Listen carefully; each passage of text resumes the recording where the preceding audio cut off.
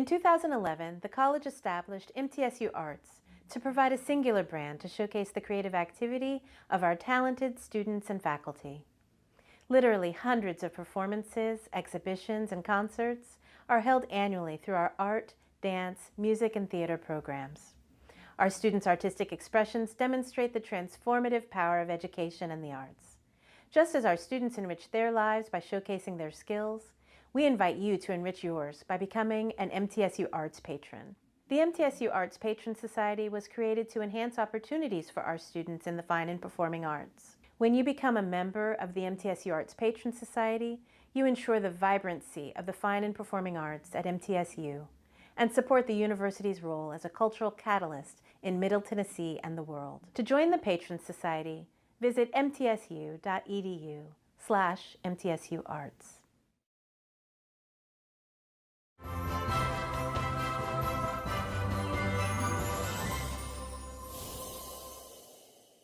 Assistant Professor of Dance Jade Treadwell choreographed our next piece, Whimsical Candy Cane Swirls.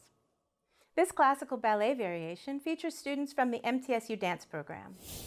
They will be performing to Tchaikovsky's Opus 7-1A, most recognized as the Russian dance from the Nutcracker Ballet. This second act Nutcracker scene joyously invites the audience to the magical land of sweets with a ribbon candy flair.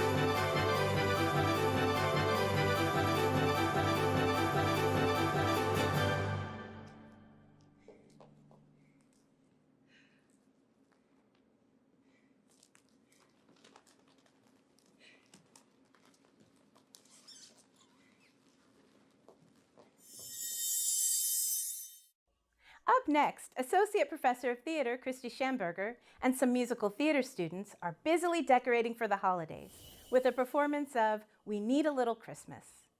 This song is part of the soundtrack of the award-winning Broadway musical Mame and was first performed by the recently deceased star of stage and screen, Dame Angela Lansbury. After Lansbury's character, Aunt Mame, loses her fortune in the Wall Street crash of 1929, she sings this song to her nephew Patrick to bring some holiday cheer right this very minute.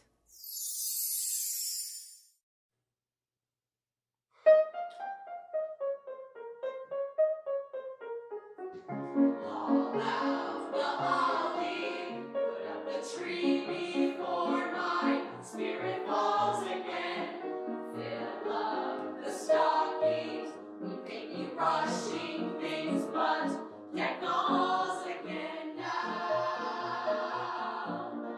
For we need a little Christmas, right this very minute. Candles in the window, carols at the spinning. Yes, we need a little Christmas, right this very minute. It hasn't snowed a single flurry, But Santa dear, we're in a hurry, so climb down the chimney, put up the brightest string of lights I've ever seen. Slice of the fruitcake, it's time we hung some tight snow on that evergreen bough. for I've grown a little leaner, A little colder, a little sadder, a little older, and I need a little angel sitting on my shoulder. Need a little Christmas now. Call out the holly, habits I taught you when swimming day. Fill up the stockings. But guys, it's 1 week What? past Thanksgiving Day now. For we need a little Christmas right this very minute. Candles in the window, carols at the spinet. Yes, we need a little Christmas right this very minute. It hasn't snowed a single flirt, but Santa dear, we're in a hurry, so climb down the chimney. It's been a long time since I felt the neighboring. I saw the fruit hay, beside me hung some tinsel on that hay bough. For we need a little music, need a little laughter, need a little singing, ringing through the rafter, and we need a little snapping, happy ever after, need a little Christmas now.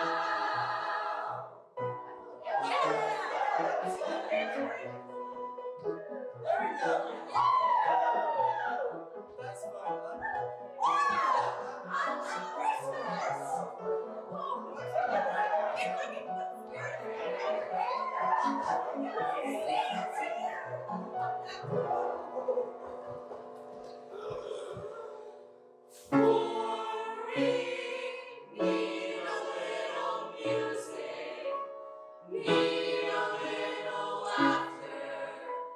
Need a little singing, ringing through the rafters, and we need a little snapping, happy ever after. Need a little Christmas now.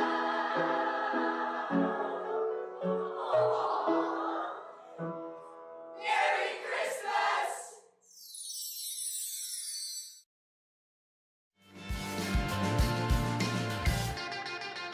I am True Blue. As a member of this diverse community, I am a valuable contributor. to its progress and success. I am engaged in the life of this community. I'm a recipient And a giver. I am a listener and a speaker. I am honest in word and deed. I'm committed to reason, not violence. I am a learner. Now And forever. I am a Blue Raider. I am a Blue Raider. I am a Blue Raider.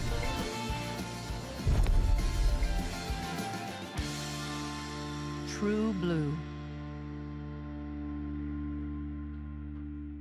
Do you want more from your college experience? At Middle Tennessee State University, that's exactly what you get. More majors, more opportunities, more guaranteed scholarships, up to $20,000 over 4 years. MTSU, Tennessee's University of Opportunities.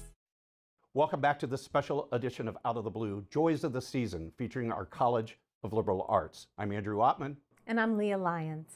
The Soul, or Soprano Alto Chorale, is performing an arrangement of Mel Torme's classic, The Christmas Song. It was written in 1945 in the blistering July heat in an effort to keep cool by thinking cool. Nat King Cole first recorded it in 1946, and it remains the most performed Christmas song of all time. Angela Tips from our School of Music provides the musical direction for this piece, and Noah Huseman, a senior music industry major who performs with the MTSU Jazz Ensembles, is our pianist.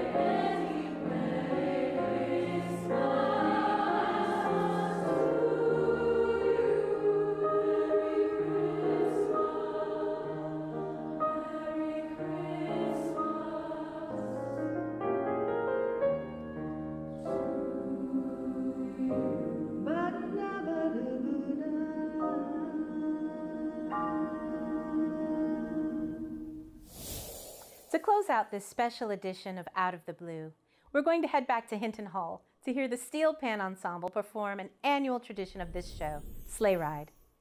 This unique arrangement of Leroy Anderson's holiday classic was put together by percussion faculty member Dr. Brian Mueller, just for Joys of the Season.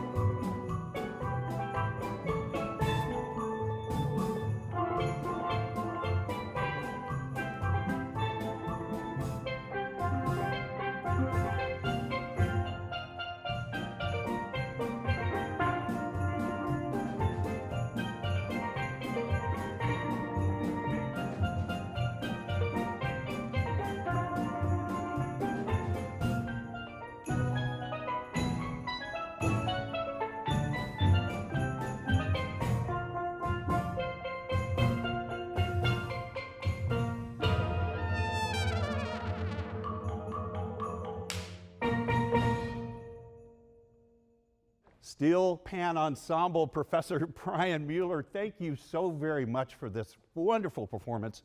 This arrangement, unique for the show, right? What did it involve? Yes. You know, I think the biggest challenge with arranging this piece for this format, you know, we're so familiar with the orchestral arrangement that's got so many different timbres to work with. There's trumpet, there's strings, there's brass, there's percussion, all sorts of colors. Well, we have different colors too, but it's just a more limited palette. So I had to figure out how to make all the voices come out and make it still sound like the original, but yet it's all metal. All we're hearing is metal. You succeeded. What a great performance. Steel Pan Ensemble. Thank you so much, Professor. We so appreciate this. You're welcome. And this does wrap up Joys of the Season. On behalf of the College of Liberal Arts, MTSU Out of the Blue, and also the Center for Educational Media, I'm Andrew Ottman. Merry Christmas. Happy holidays, and have a wonderful season.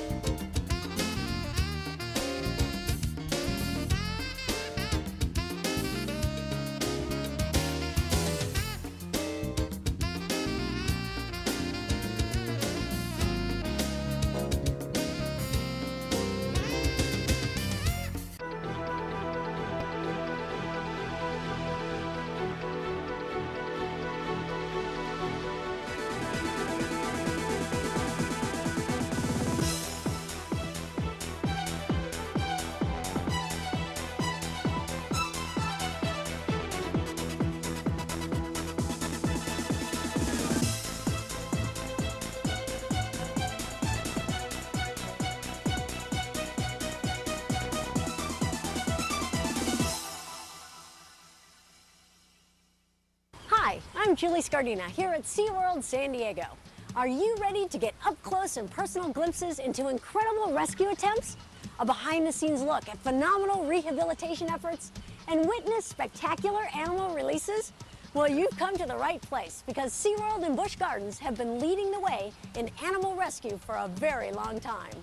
You know, the Anheuser-Busch Adventure Parks have been committed to wildlife preservation for over 40 years. No other organization has rescued, rehabilitated, and released more animals. SeaWorld and Busch Gardens have rescued 11,000 animals since 1965. And SeaWorld, in the past 5 years alone, has helped more than 3,000 animals, including seals, sea lions, dolphins, whales, sea turtles, and even seabirds. 24/7, 365 days a year, SeaWorld's animal rescue and rehabilitation teams respond to calls for animals in distress, then to be assisted by an expert group of dedicated veterinarians, animal care specialists, and marine biologists. But the Anheuser-Busch commitment reaches far beyond the rescue of a single animal. From Antarctica to the Arctic, SeaWorld and Busch Gardens are working to save some of the planet's most endangered species and habitats. I'll be back shortly to give you an even closer look at which specific species of animals are being helped. In the meantime, let me introduce you to my colleague, Chuck Carreau, as he takes you on some amazing animal rescues. Chuck? Thanks, Julie. You know, SeaWorld and Busch Gardens have performed some truly amazing rescues. But did you ever stop to wonder why these rescues have to take place at all? Well, sometimes stuff just happens. And of course, you can't control a natural disaster like an earthquake or a hurricane. Other times, events are triggered by humans. In June of 2000, off the coast of Cape Town, South Africa, a sunken freighter caused an oil slick that resulted in the worst bird disaster in history. A worldwide call to action went out, and SeaWorld, along with many others, immediately answered. Just like this little guy here is getting a good chance at surviving, an entire colony of South African penguins and their chicks got a second chance, thanks to a lot of caring hands.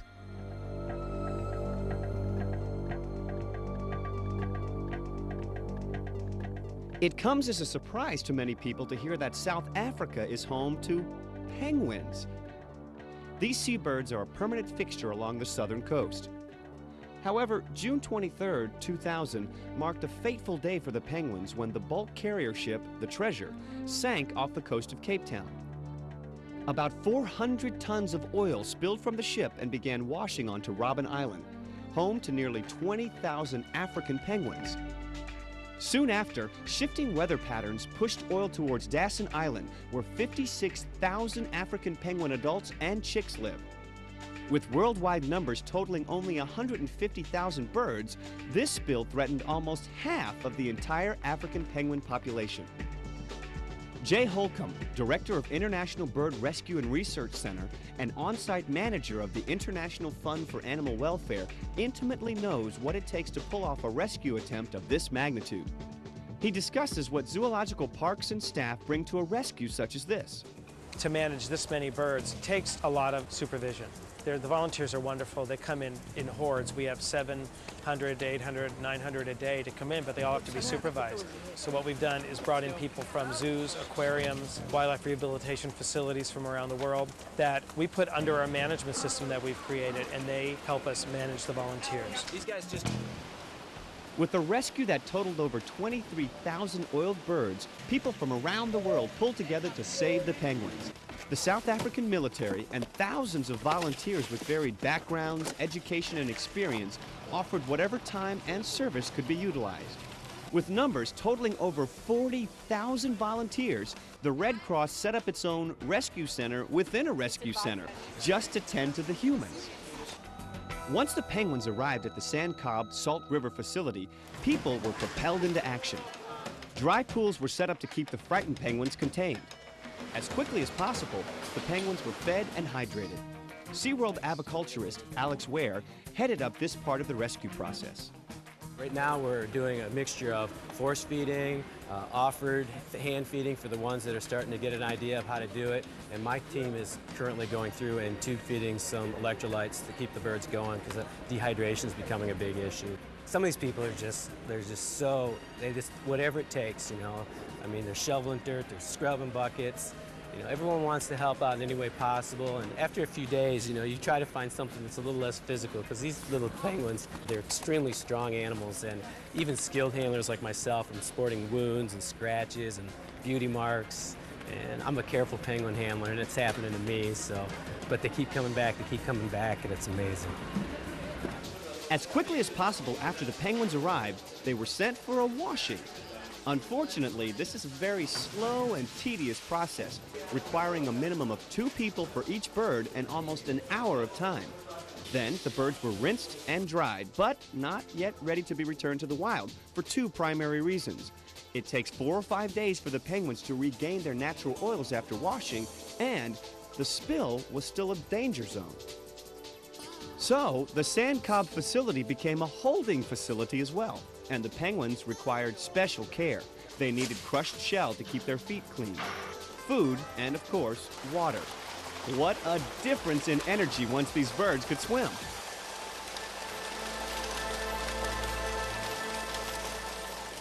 And what an amazing transformation to turn an empty railroad warehouse into a penguin rehab center of this magnitude.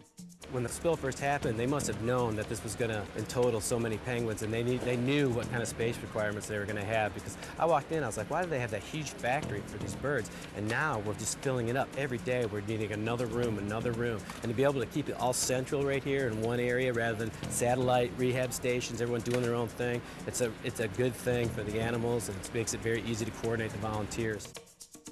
Another unfortunate detail in this oil spill was the timing. It occurred in the middle of chick rearing season, and both mom and dad take part in raising their young. Parents were swimming through the slick in search of food, returning to the islands oiled, which would eventually make them unable to swim. They were also regurgitating oil to their chicks. Until SeaWorld aviculturist Lauren Dubois and Baltimore Zoo colleague Steve Sorrow arrived in South Africa, it was too much time and effort to focus on saving the younger birds. Basically what we're trying to do here is most of these birds have just come off the nest, and we're trying to get them to eat. What we're doing is once a day we're coming in and we're doing a force feeding, which is basically picking the bird up, making sure he gets 2 to 3 fish, and then in the afternoon we'll come in and we'll sit in the pens as the birds are getting used to us and try and offer them fish and give them sort of a hand feeding or free feeding. Once they eat on their own and we know that they have a good weight, then we'll go ahead and look at a time when we can release them. Over 500 chicks were eventually returned to Dassin and Robben Islands, prepared to grow into vital adult penguins, helping to preserve their species. Upon her return, Lauren put it all into perspective. My experience in South Africa pretty much changed the way that I take care of animals and anytime I see animals. It was a very stressful situation coming into seeing many animals that had been injured by a man-made disaster, and being able to help take care of those animals and see those animals released and be healthy animals was a tremendous feeling of satisfaction to know that something that I did helped these animals to go back into the wild. Lauren is an integral part of SeaWorld's new Oiled Wildlife Care Center, which opened its doors in July 2000.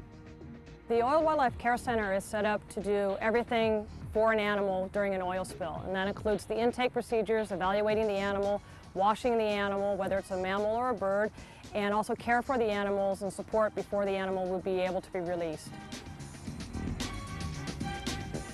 23,000 oiled birds made the South African oil spill the worst bird disaster in history. But with the dedication and skillful help of so many people from around the world, the worst bird disaster in history ended up to be the most successful rescue attempt to date. Of course, a rescue is always about the animals, but somewhere along the line, it can't help but be about the people as well.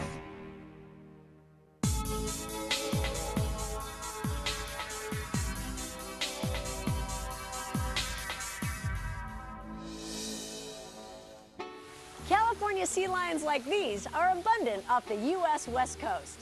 That's not the case for another pinniped, the very endangered Hawaiian monk seal. Recently, an unusual form of blindness swept through Hawaiian monk seal colonies, putting their already dwindling population in even further jeopardy. SeaWorld San Antonio helped rescue several of these blind seals in an attempt to not only save these few, but learn more about this pinniped in hopes of understanding ways to protect their entire species in the future. It's an amazing thing. The Florida manatee has a legendary history dating way back before Christopher Columbus.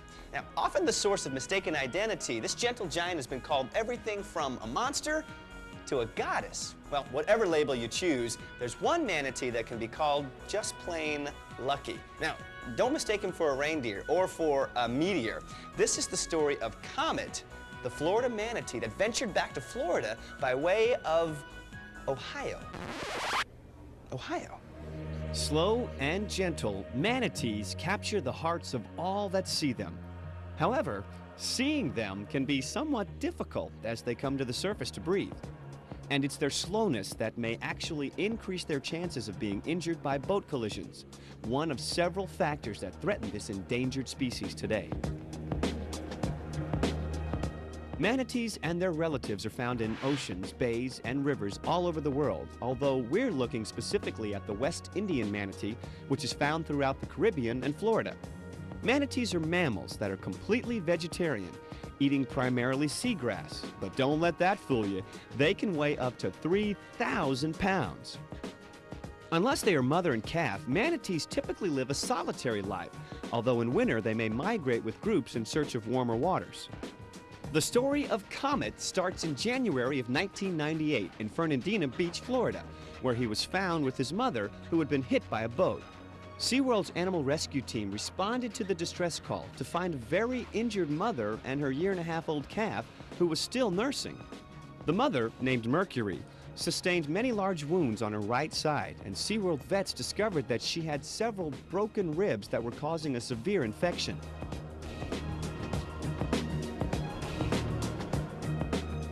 Working with veterinarians from the University of Florida, the infected, fractured ribs were removed.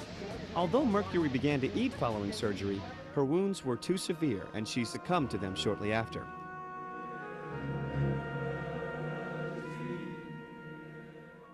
The focus then shifted to doing everything possible to save her nursing baby, now known as Comet. Comet received around-the-clock attention and thrived under SeaWorld's care.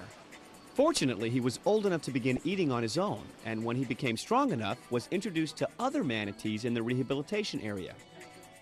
Then, in June of 1999, Comet was doing well enough that he was one of several manatees transported to the Columbus Zoo's new manatee habitat.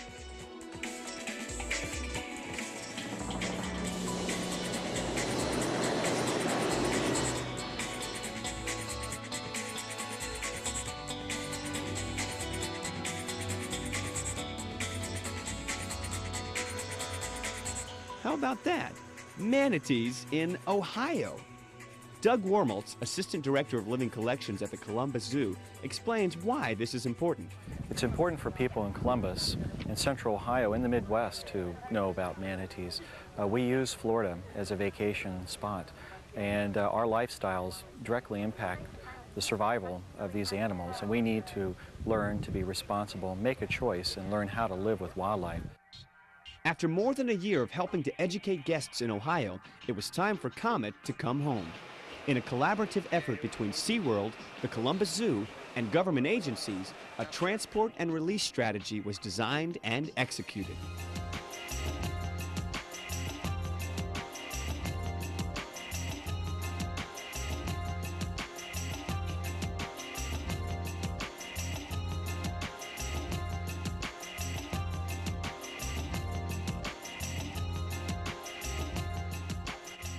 Upon his return to SeaWorld Orlando, Comet was prepared for release into the St. Johns River, along with another rescued manatee named Corey. Comet was released with Corey, a younger animal, today, so hopefully they'll stay together for a while. They're going to encounter the wild manatees that are in the spring, so Comet will probably learn where the food sources are and learn to move back and forth between the river and the spring, but eventually he'll probably go on his own. SeaWorld Orlando is one of several manatee rescue and rehabilitation facilities in the state of Florida. Equipped with trucks, gear, and staff, they are ready to roll immediately to the scene of a manatee emergency and are set up to treat the animals on site and upon their return to the park. Manatees, the last generation, serves as a home to animals unable to be released and, like the Columbus Zoo exhibit, helps educate visitors about the plight of the manatees. Every 10 to 15 minutes they go up for air. Manatee Manatee's endangered because of all the boat accidents and red tide and their curiosity. It may seem like a lot to go through to save one animal, but today, a manatee named Comet swims free, slow and gentle, and brings the overall numbers of this endangered species up by 1. SeaWorld thinks that alone is worth it.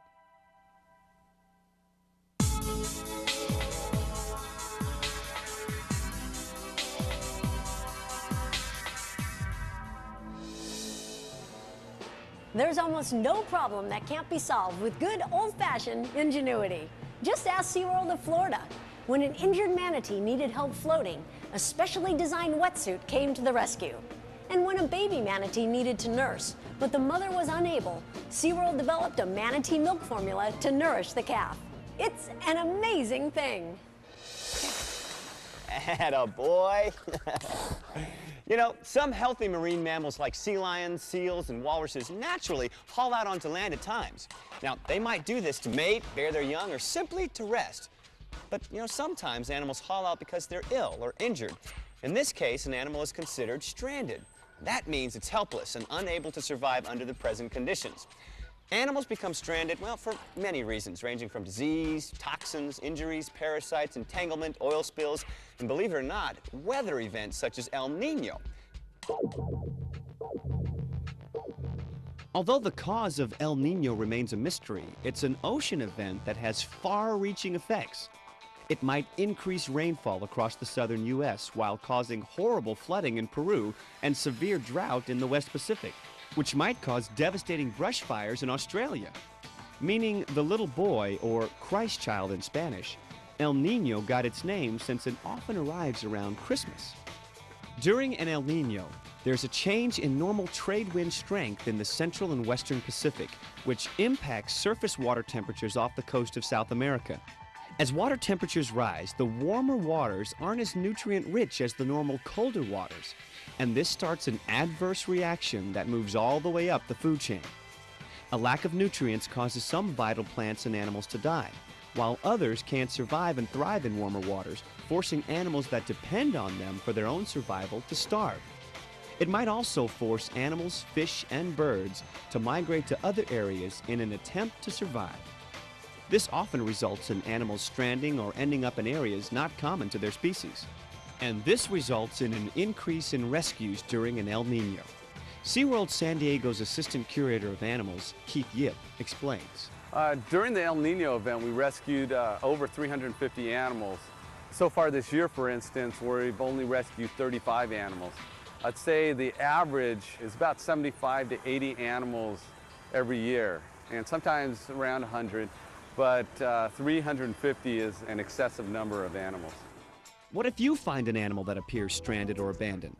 Observation is the first step. Often, in the case of a youngster, the mother may be off hunting, so unless the animal is in distress, you should simply watch it for a period of time. If the animal does require intervention, contact your local wildlife rescue and rehab agency. Often, humans think they're doing the right thing by intervening. However, these decisions are best left up to the experts that are trained and equipped to deal with these crisis situations. Many things can impact animals and their welfare, including weather. Sometimes nature needs to take its course. Other times, a helping hand, or lots of helping hands working together, is just what the doctor ordered.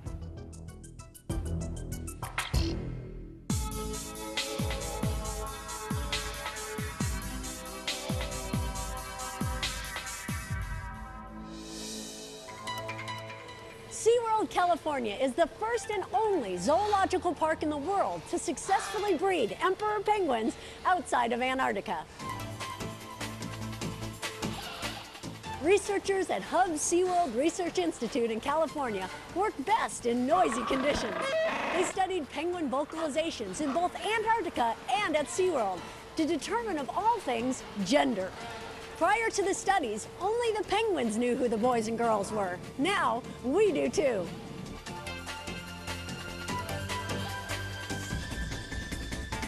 It's an amazing thing. Sometimes things happen in nature for reasons no one understands, and human intervention becomes a crucial factor in the survival of an animal. This is the story of Callie, the giraffe, that with the help of Busch Gardens caretakers, veterinarians, and designers, stood just a little bit taller and a whole lot steadier on her feet. There's no question that Busch Gardens Tampa is a fun and exciting theme park. But did you know that what looks like a cool place to see animals is serving a major worldwide function? Several animals housed at Busch Gardens and SeaWorld are actually part of breeding programs, which help ensure the overall survival of threatened and endangered species. Every day, guests at the park can get a glimpse of the newest additions to the Busch Gardens family by stopping by the nursery. Not all animals in the nursery are endangered or threatened. Sometimes, for various reasons found in nature, the mother is unable or unwilling to care for her offspring, or the baby may be sick or needs special care. This was the case with Callie the giraffe. Callie, a reticulated giraffe, was born prematurely at Busch Gardens Tampa. Normally, giraffes can get up and walk on their own within minutes after birth. Callie, however, was just too weak to support herself. Weighing just 75 pounds at birth, she needed round-the-clock nursing care for the first 5 days. She was then able to stand up, but her forelegs needed support. Busch Gardens veterinarian Dr. Noah Abumadi determined that Callie's legs could be supported with braces, which would allow her to walk and strengthen her weak legs and joints. Shriners Hospital for Crippled Children was called to assist in the evaluation and design of the braces. A little extra support was just what Callie needed to boost her confidence. With her newfound stability, she was able to be walked and exercised, growing more sturdy as each day passed. Eventually, she was strong enough to walk and run on her own, where she joined the other Busch Gardens giraffes on the open veldt. Not only are breeding programs important as a way of increasing population numbers of a species, but also genetic diversity. SeaWorld aviculturist Rob Yorty explains. When you're actually thinking about possibly releasing an animal, you don't want any latent genetic problems in their traits that could come out when the animal's actually released out in the wild and reproduces. So by this way of having a very large number of animals, we can keep track of all their genetics and make sure we don't have any weaker individuals, so to speak, that may be part of a reintroduction program. Zoological parks provide fun and entertainment, no doubt. But look below the surface and you'll discover dedicated people devoted to conserving and preserving animal welfare, diversity, and population. Global concern on a local level.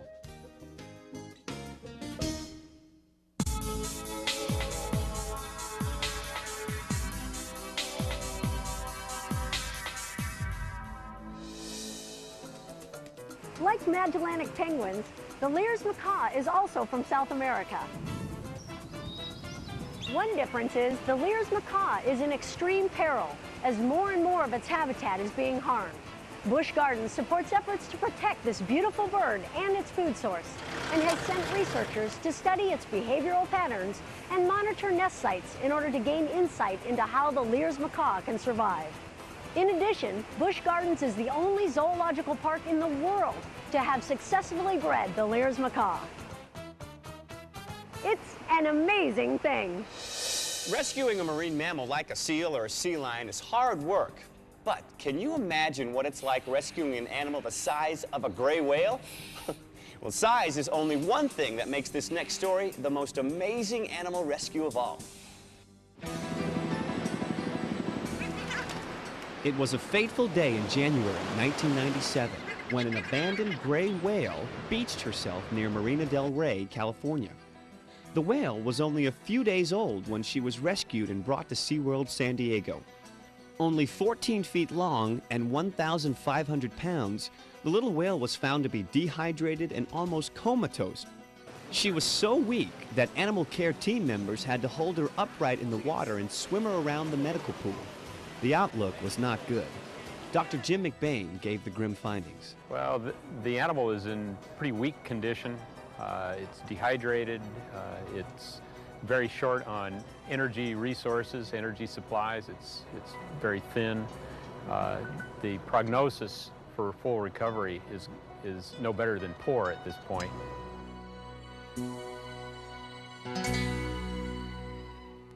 But with the dedication of the SeaWorld staff giving round-the-clock care, the little whale known as JJ overcame the odds. JJ was put on a specially formulated diet made up of a mixture of heavy cream, minced fish, and vitamins. She was hand-fed the formula at first and gained weight at an astounding rate. Eventually, JJ was introduced to solid food and was eating on her own. JJ thrived at SeaWorld, and as she grew, so did her pool. She became the center of attention as people from around the world followed her progress and visited her in San Diego. It gave so many the opportunity to get their first real-life look at a gray whale. There's much yet to be learned about gray whales, their patterns and habits. JJ gave us the opportunity to learn a tremendous amount about gray whales, their needs, and requirements. As JJ grew, it was discovered that her vocalizations didn't show the wide range of sounds gray whales normally make. It's known that these vocalizations play a very important communication and navigation role in the wild. With the help of audio technology, researchers piped different whale vocalizations into her pool as she was feeding. They hoped that when JJ was released back into the sea, she would recognize these calls and sounds and follow them to other gray whales. After 13 months of constant care, literally tons of food, and lots of love, it was time for JJ to be released. She was well over a year old, weighed 17,000 pounds, and measured almost 31 feet in length. It was no small task to design the equipment, gear, and strategy to transport JJ to the sea.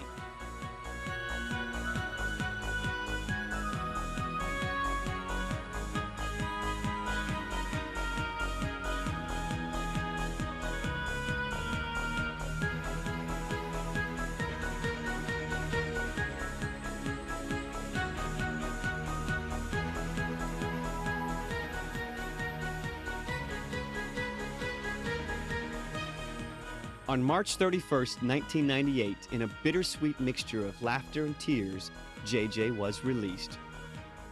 After only a few days, she scraped off her tracking devices, so there was no way to follow her. She was released as the gray whales were making their way north to the colder Arctic waters. Hopefully, after learning their sounds, being taught to eat, and thriving so well at the park, she connected with the other whales and has been making the annual migration with them ever since. The story of JJ is truly one of the most incredible rescue and rehab stories in which SeaWorld and the world has been involved. The story of a little whale that taught us more than we could imagine, that taught us to believe in miracles. The story of a little whale that will leave her footprint on our hearts forever.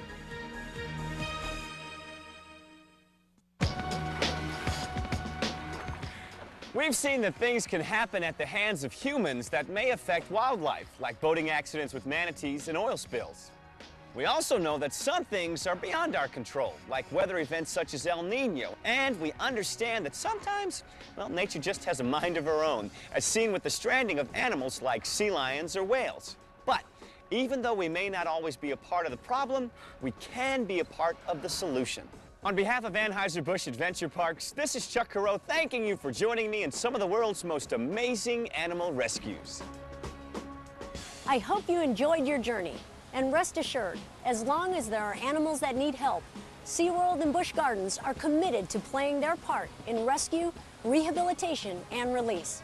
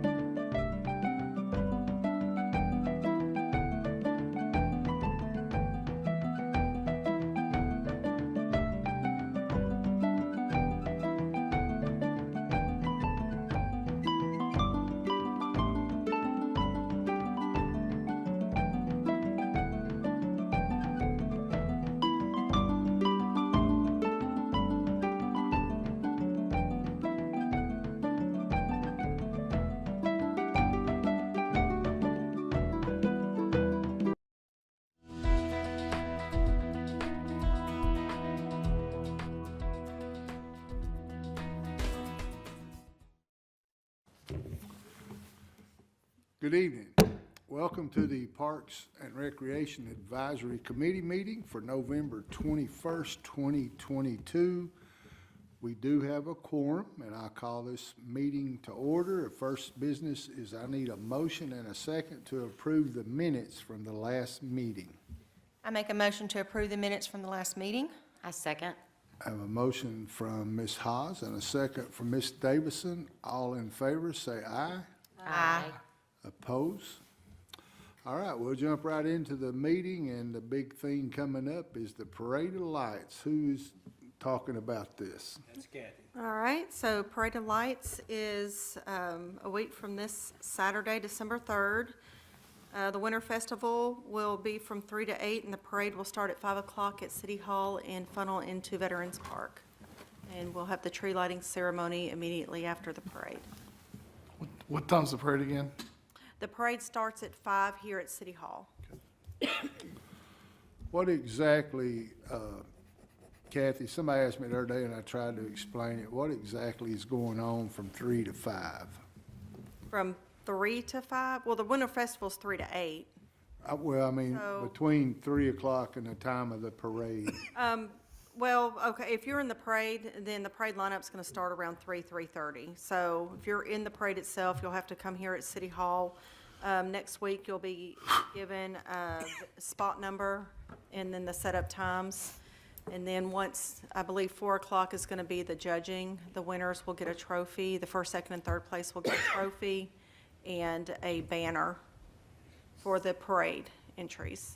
So for people that's not going to the parade, is there something going on at the park that they can be at while the parade's going on? Yes, the Winter Festival. So that'll be from 3 to 8. We'll have pictures with Santa. Santa will be down there from 3 to 4.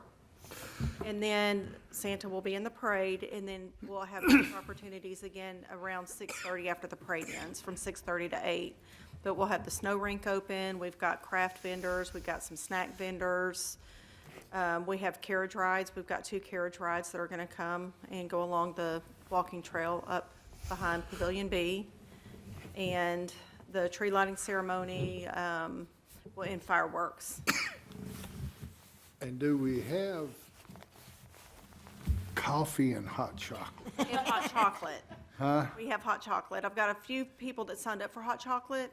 And then after the parade, the senior center is going to be giving away their cookies and hot chocolate that evening as well. That's no charge? The senior center's no charge, but I have some vendors that will be selling while the parade is going on and before the parade. Mhm. I noticed that Sheila especially, and a lot of others is putting that out on social media, so let's make sure that week of that we all get it out there and share it as much as possible. And did I hear you right when you were saying for the folks that are in the parade, they show up here? Correct. 3:30 and 4, and then they get judged before they actually go down the... Yes, once they're in the lineup, we'll have the judges go through here while they're in the lineup right before the parade starts. That way they can display their banner as they're going through the parade, and then they'll be awarded their trophy at the tree lighting ceremony. Okay, gotcha. Any more questions? All right, let's talk about the snow rink. That's Kathy too. She's gonna get a majority of all of this.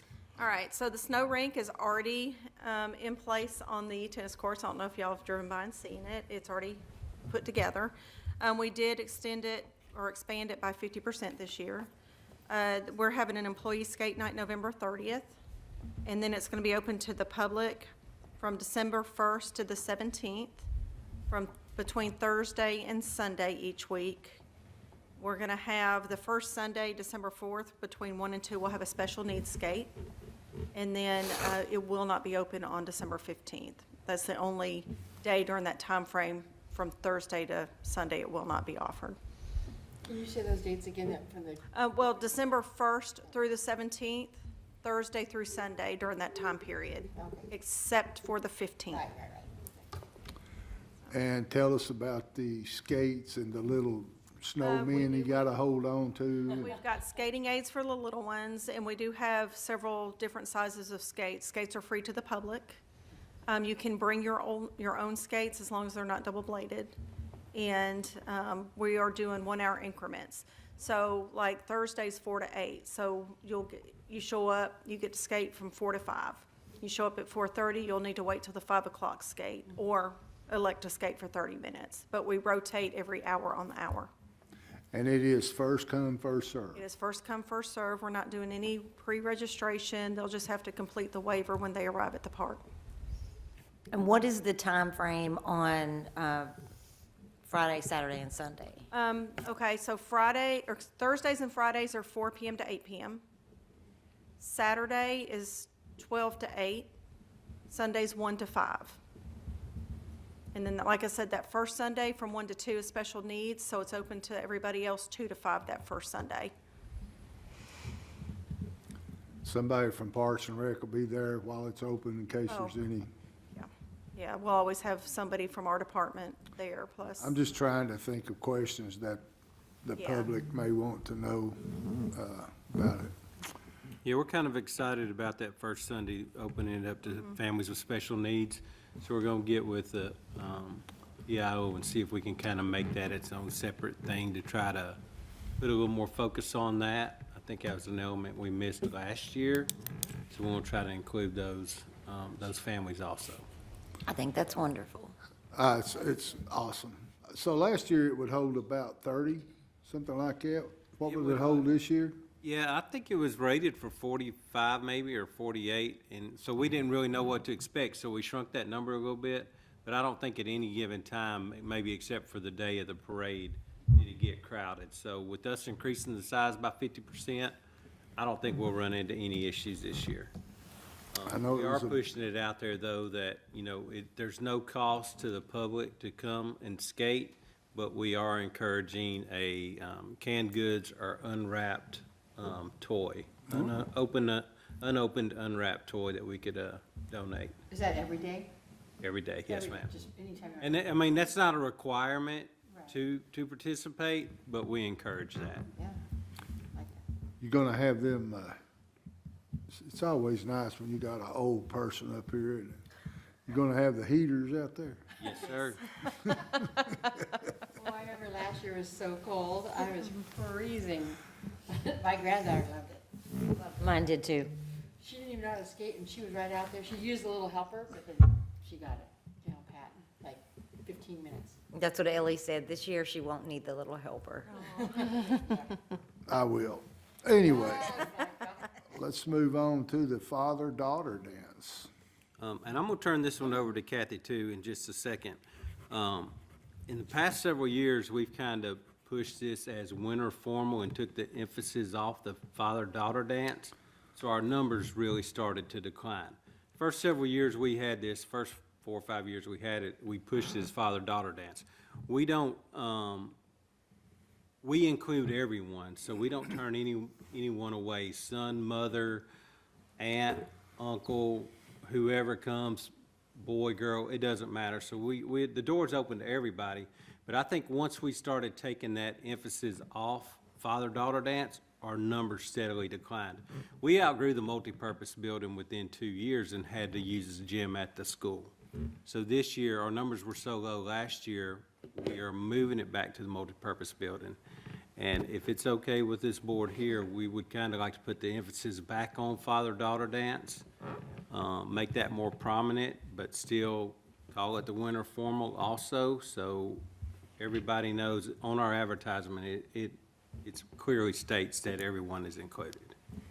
Do you think it's because of winter formal, the word formal makes people think, well, we don't have a tuxedo, or we don't have that fancy clothes? They usually dressed up for the father-daughter dance. They were all. No, I'll tell you what it is, being I'm the elephant in the room. Some people were, I don't know the word I'm looking for. Not very nice. They didn't like the father-daughter symbol because they felt like we were leaving out mothers, aunts, uncles, blah, blah, blah. And that's not the purpose of it. Father-daughter dances have been going on for many, many years in cities all over the country. So to pacify some of that worrisome, we changed it, as David said, and it got a little bit confusing. I think that people know that when we have a father-daughter dance, Carol is certainly welcome to bring her grandson And granddaughter. and granddaughter, and vice versa. I could even bring my grandson. It's just it's a vernacular that people were some kind of slur, but I totally agree with David, and I like that we're doing that and putting the emphasis out there that that's not what it is, but to follow a tradition, so to speak, of a father-daughter dance. It's always been like that, you know. Yeah, and I think in our positions and even the board's position that, we kind of got to walk a fine line there. So kind of what really opened our eyes last year is we were still pushing ours as the winter formal and took the emphasis off the father-daughter, and our numbers were, we might have had 9 people there at the most, where before we were busting at the seams with well over 200 at the multipurpose. Yeah. So then you have other communities near us that butt up against us that had the same event and pushed it as a father-daughter dance and sold tickets for $30 a piece, and they sold out. So that started, we started thinking if they sell out ahead of time and we're getting 9 people at our event that used to be one of our most populars, I mean, sometimes we would have fathers show up with limos, with their kids. Absolutely. That was neat. That was neat. So I'll let Kathy take over and kind of give you guys the details and the dates for what we have planned for that. All right, so this year, or I guess next year, February 4th is the first Saturday in February. It is at the multipurpose building from 2 to 4. The theme we've picked this year is Under the Sea. And Under the what? Under the Sea. It's a mermaid theme. Okay. Did you see the mermaids at Goblins? I didn't see them, but I seen the pictures. Those They were. are going to come and do the same setup for picture opportunities and interact with the kids, and they're going to do the face painting at the event for the children as well. There were more children dressed as mermaids or the Little Mermaid than anything else added together. It tripped me out. The movie's not even out. And it's like, and it was just like, I could not believe. I mean, my granddaughter showed up dressed as Who were those Mermaid, people? and it was- Who were those people? I didn't get a chance to see them. All I seen was pictures. Is that something you can talk about or not? They're mythical. They're mermaids. They're mermaids. I could talk about it, My but bad. honestly, I don't have it in front of me, so I don't recall. That's fine. I was just, I did like I reach said, out I didn't get to see them. I just, Yeah, she lives here in Lake Forest, the one that I was going back and forth with, and I think she said there's like a group of 6 of them that will, they're starting up their own little business and wanting to do the party scene and so forth. So. Is that the same one that was at the library for, I don't believe so, because I gave her information to Miss Donna, and I didn't know she had one, and she had said she just had a mermaid there, but she was gonna add her to her contact list. Because that I don't was, believe so. that was the summer reading program? Yeah, summer reading program with Miss Donna had. Yeah. okay. Yeah, they're a big hit at the Goblins event. So we've tailored our new event, our father-daughter dance, to be able to incorporate them. So it'll be nice. All the little kids will have the face paint to go with their outfits and so That's forth. super cute. Do we have a cost for those tickets yet? Not yet. I think, what have we done in the past, $5? $5. $5 per family is what it's traditionally been. Okay. I've done the design, but we've not fine-pointed the detailed information to advertise it yet, so I don't know if that's gonna change or not. Okay. Is February 4th a Saturday or? It is a Saturday. It's the first Saturday in February. So it could be grandma, granddaughter. Absolutely. It can be anybody. We're in there. in Yep. that group. No, and see, that was what one of the things were, and it's just simply not like that. It's basically for anybody. If you've got a child that don't have a mom and dad or aunt and uncle or grandma, man, grab them and bring them and let them stand on your toes and dance around with them. It's about fun. It's not about a name, so. So when we go to announce this or talk about it, on Facebook, I think we should father-daughter dance, and whoever wants to attend, kind of, it should. Absolutely. Everybody's welcome. Sure. It's for the kids. It's basically the bring kids. the kids and let the kids have fun. And they also have wonderful snacks. Oh, yeah. Gotta have snacks. We'll have snacks, and we have a DJ come in, so it'll be children-themed music as well. Okay. And I can't remember, I think in the past, if it was $5 per couple, that covered your whole family. Correct, $5. So if you had 3 kids, there was no upcharge after the initial $5. Yeah, Do you make have it, an age limit? Nope. No, ma'am. No age limit, okay. So 13-year-old will be fine. Oh, absolutely. Chief Walker used to come with his daughter when she was in college. Oh, Yeah, Nice. so yeah, there's no age limit. okay. all right, let's move on to Martin Luther King. All right, so it is scheduled for January 16th at 10 o'clock here in the boardroom at City Hall. Sharmil Babalosa is going to be one of our speakers. Theowana Hatchett, she is confirming because of the surgery. So she will confirm with me, and then I've reached out to a third speaker. I've not heard back yet. So that will be here like we have in prior years. The speakers will have refreshments. What time was that again? 10 a.m. Is Shamil, has she moved back? I don't believe so. She did not tell me if she has or not. I've been going back and forth with her in email, so I'm not sure. For those of you who don't know her, she is fabulous. She's fabulous. I won't go into a lot of detail, but she's fabulous, and if I'm hoping that she will give you some more information about another event. If her and Commissioner Hope Oliver can work it out. What's her name again? But her name is Sharmil Babalosa. Babalosa. I call her Sharil.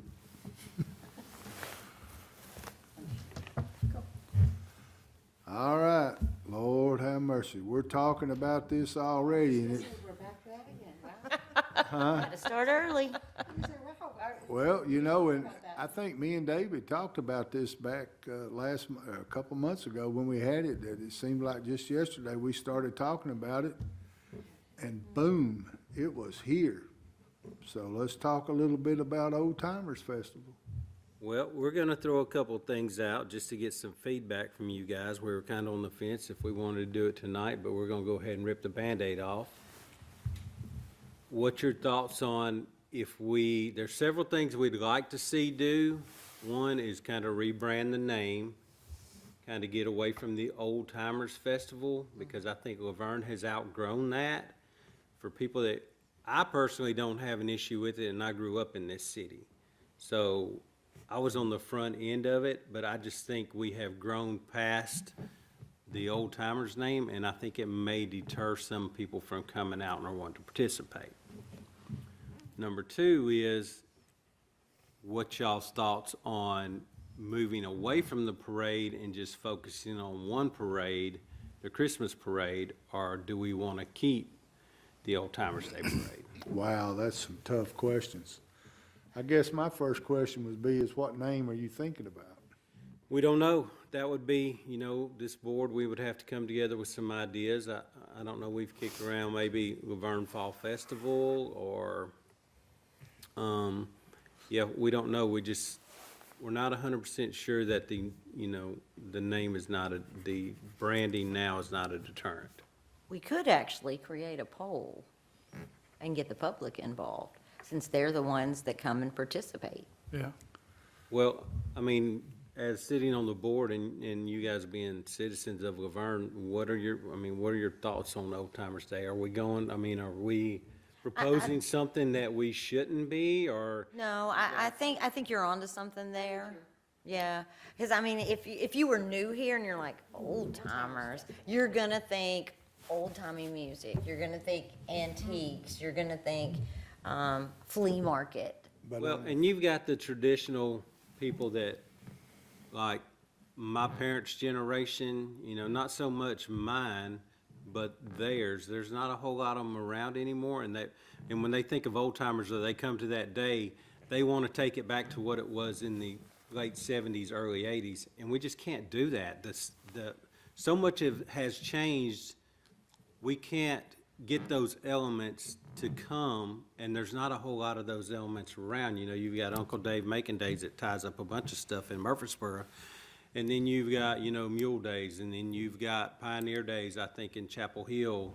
Well, we've kind of, even in the festival itself every year, we've kind of gotten away from that. We're bringing in like the axe throwing, we're throwing in animals and more things for families. And it's that, when I first moved here and went, there was more of the old timers. It was very small. It was very flea market feel. And then there was a whole section over on the side with pictures where they were more celebrating the history of LaVergne. And there's a time and a place for that. But this has become more of a festival for families. And it's been going in a different direction for years. And I honestly think that's a great idea on rebranding the name on it and be able to pull in more people from even further out and take that out of the back of their brain that it's Well, if we go ahead and start do a thing to change the name, like have a a poll or whatever, it'll start building momentum for it. Because I was talking to somebody the other day, and I didn't even call it the Old Timers Festival. I was just like, the Founders Festival. And that's just what and didn't even think about it. And when y'all were talking about it, it popped back in my head. I like the LaVergne City Festival. I think that should be, and I think our name should be in there for the city and just a festival. I kind of agree with what Laura's saying about, and David, with the new, you've got people that see it as an old timers festival, and it kind of detours them away, but at the same time, you got the old people that say, why are they changing it? But unfortunately, there is more younger people. I think it's more families are gonna come more families. Now, to mix in the parade, that really brings up a good thing, because, I'm up in front. So when I get back, I'm there, and by the time the whole parade comes through, a lot of people have left, are ready to go home. Well, and it's definitely something to think about. I mean, everybody loves a good parade. I think what we have too, pretty much, I don't say back to back, but they're within three months of each other, 4 months of each other. It's a lot. It is a lot. It's a lot on emergency services, the PD, it's a lot on them. They have to fully staff it, so they are finally fully staffed, but the guys that work on the night shift, they have no choice but to stay over during the day until the parade's done. I mean, it's something to think about. I know the PD and the fire department would not oppose getting rid of it. I don't know how much pushback we would get from that. Well, think about it. We have Old Timers, 5K, and then the Christmas parade. It's all slammed in there together. And as someone with Carol that has worked these, it's difficult. It's well, difficult. And it's gotten to be the last several years, the end of the parade, you're looking at 200 to 250 horses. I was about to which say we that. enjoy the horses to come, but if we don't have that issue in the Christmas parade because they don't participate. We enjoy those, that's a big draw, but if we want to move forward and we still want to have a parade at OTF, then we're going to have to limit the number of participants of horses. Yeah. But also, like Steve said, as someone who's out there working it, you get those big gaps, and then people are walking away not realizing that it's over, and then they're going home. Whereas we could put more effort into pulling them to the park without that parade, and focus more on the advertising aspect of it and all the fun stuff. And so you've got the little kids, and they come out there and they're excited for the parade, and then they're tired and they want to go home. Whereas let's go straight up here and just do this. And then, you know, you've got your traffic up here of people coming in and participating. And that is in itself just a whole mess, trying to get through the parade traffic, to get up there. And people just don't want to, they just don't want to wait. They don't want to do that. Yeah. So I think we should focus absolutely more on the festival and save the parade for the Christmas, because that is the best part. It's lit up, it's at night. We're one of the very few that do them at night. Can't really think of too many places around here. They all do them in the mornings, Nashville, Smyrna, Murfreesboro. And I think we could put more effort into getting more people involved if that's the only one we have. Well, I think also too, if you've, the parade and the Old Timers Day, Festival, whatever you want to call it, if you have bad inclement weather, then you've got two different almost entities to deal with to try and maneuver out. I think it's a good idea, David, and I know some little kids like the parade, and I know some parents that do, but I also know people that want to come to the park, bring their families, you know, that sort of stuff. So I think it would encourage more. It would, I almost feel like it keeps people away. If parade's not your thing, but you want to go to that, well, we got to wait till that's over and all the traffic and oh, they've got to move the lanes back. It does kind of, I would think, hinder you wanting to come out and participate. Well, you know, we're not having a December meeting anyway, so our next meeting will be January. We're still going to have this on there, so that may give you guys a little bit of time to get out in the community and talk to people and mention it. You know, do you participate in OTF? If you do you really want to continue to see the parade? And see what kind of feedback you get. I know as far as city staff goes, I kind of know where we sit on it. Every department that was involved, we generally have a follow-up after that just to discuss what we did right and what we did wrong. And that was one of the topics that came up. And majority of the people were, you know, were on board with, if we did away with it, they wouldn't have an issue with it. So it's something, we wanted to throw that out there, so we have time to know what to do next year. Well, and let's look at it this way. Some of the groups that have to be involved with the traffic and the parade would have the ability to be a bigger part of the festival if they weren't tied up there. Like, we have to get the kids that help with the parking. Maybe they would like to have a booth. Maybe they would like to do something up there. But by the time they finish all of that, well, no. So that might actually help us get a bigger festival and way more people involved if you're not tied up in so many different things. And you know what, this year I think we had how many school bands did we have in it? In the Old Timers, we had one in Old Timers. So if we did that, if we get away from the parade, but we still invited several schools out, maybe we could kind of have like a little battle of the bands at the park.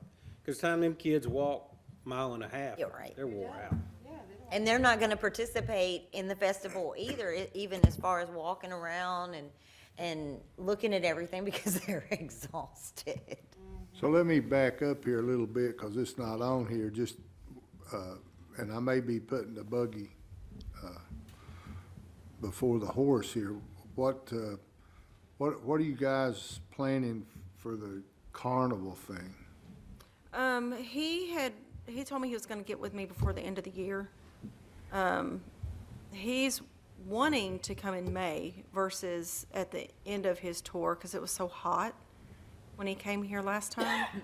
So I don't know when in May. He goes to Minnesota in May, so he would want to hit our area before he went to Minnesota, but I don't have definite dates because he's not gotten.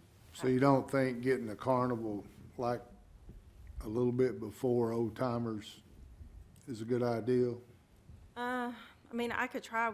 We really like this carnival that we had this last time, but to get him here during that time frame would not work because of his schedule.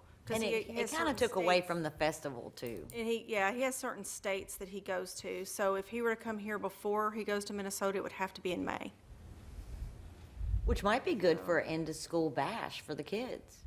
And that's what we were thinking. It's not as hot. Hopefully it would be before they got out of school, right before, so they weren't already on vacation. But yeah, it would either be middle of May or it's going to be the end of September again, which was after OTF this last time. So. No, I thought it was before OTF. Was it before OTF? It was before OTF. It was the end of August. Oh, it was end of August. I apologize. I was getting it in. A couple of weeks before. Yeah, I think it was the weekend before Labor Day. Okay. We could try. I know the heat was a big thing with him, though. Yes, it was very hot. But you are correct, because there were 3 areas in Tennessee he did, and we're the first one he went to. So we could try to maybe, readjust that with him. But the heat, I don't know. It was his request to come before. Tennessee weather, you can't be trying to, Just the logistics of getting a carnival in the front parking lot and then trying to use your back parking lot for food vendors or whatever, then we're basically out of space, because we have nowhere to park cars.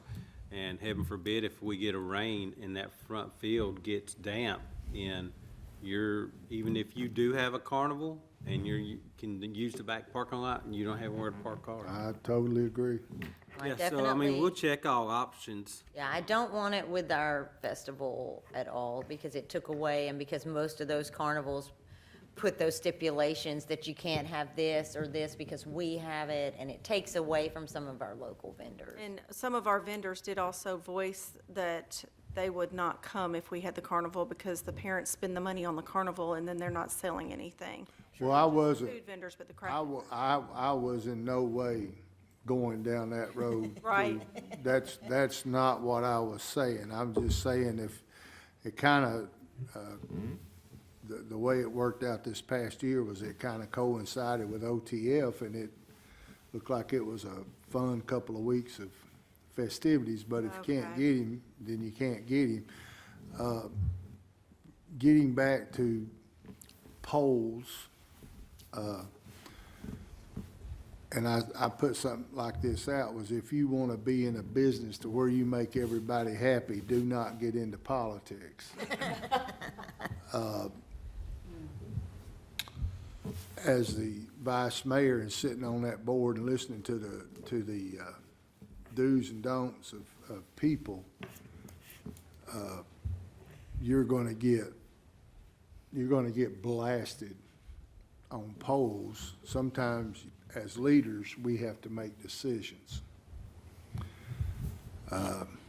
because that's just the way it is. You're going to win some, you're going to lose some.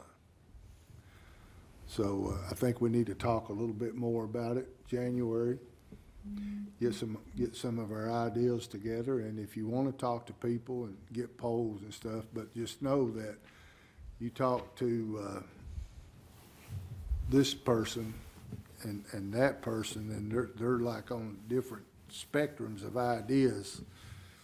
Good luck to you. We could make it a contest. That's what I was thinking.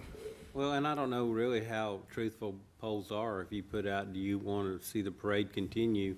You're going to have people that don't come to the parade that are going to be like, yeah, I love a good parade. Why would they get rid of the parade? And they're going to say, yeah. And then they don't come. Yeah. No, for me, the polls was more of if we can come up with some names for the festival and then let people choose. But I also kind of want to see it as maybe like a contest too, just to get the public involved in renaming it. We're changing history here and getting away from that. And I want absolutely for the public to feel involved, that we do this for you.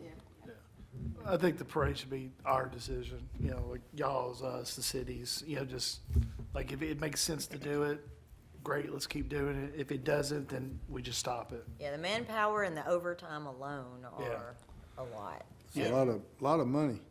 It is a lot of money, and we just had that parade, and now we're doing the Christmas one. Yeah. And you have Last to thing The 5K, yeah. we're going to throw at y'all on the Old Timers Day is we don't know how to move forward with the music. We don't know. We're throwing a lot of money at music acts, and we're not getting a return on the investment. We don't know how to win there. That's what we struggled with. That's what we've struggled with the whole time we've been putting this on, since this staff has been on board. How do we win on the entertainment side? Or do we just start scaling back and use that money somewhere else? You got $20,000 tied up in a couple of music acts because you got to get the stage trailer, the audio, 2 music acts, their catering, and you're getting 50 people at the most to show up to an event. When do you finally say something's not working?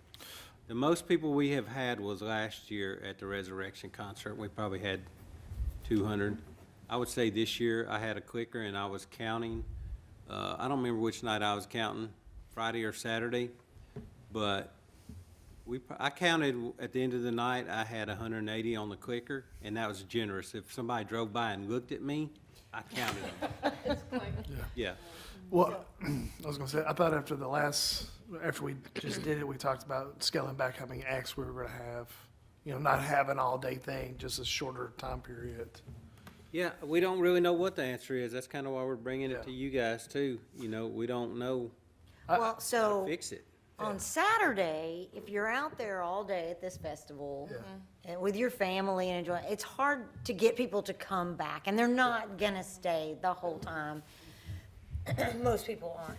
So if we were going to do a big entertainer Friday night to kick it off, Yeah. and then Saturday, maybe we just, like you said, have a local battle of the bands, that type thing. And so if you're just gonna do like music, Friday night, y'all come out, we're excited for tomorrow, and then Saturday, get the local bands, or if there's even some local garage bands, and do a battle of the bands. We could do that, or, I mean, most people are just listening to the music. I mean, we could just have a DJ out there, and I'm sure that would save the city a lot of money. Well, we've thought about that too, believe it or not. Yeah. We've thought about on Friday, the biggest crowd we had on a Friday night was probably 4 years ago when we showed a movie to kick it off. We had a movie on the football field. Football field was packed. That's what I was gonna recommend, is because whenever we've had movie nights, I mean, the football field is packed. So kick it off with a movie night. And it was here, and you know, we're not, I mean, we have the screen. The only thing we would be out would be the licensing fee on the movie that we would show. Do we have something besides inflatables? Working on it. Okay. Because I know that's just been a big hindrance. Like, we get it planned, and the We're wind's- working on fabricating something at this point off the football press box that's big enough that will come off, that'll be wide enough to hold the screen on like a cable and pulley type system, that we can raise it up to the top of the press box. That way the wind's not gonna blow us out again. Right. So, I don't know, it's just an idea. We had good luck with the movie that night. That's a good idea. Yeah. And then if we're gonna put money out and we don't want to keep bringing the same bands back, because we're all fighting for the same, then I kind of like the battle of the bands. We can do like the garage bands, we can do the high school bands, things of that nature. If we're gonna spend money, give them a gift card.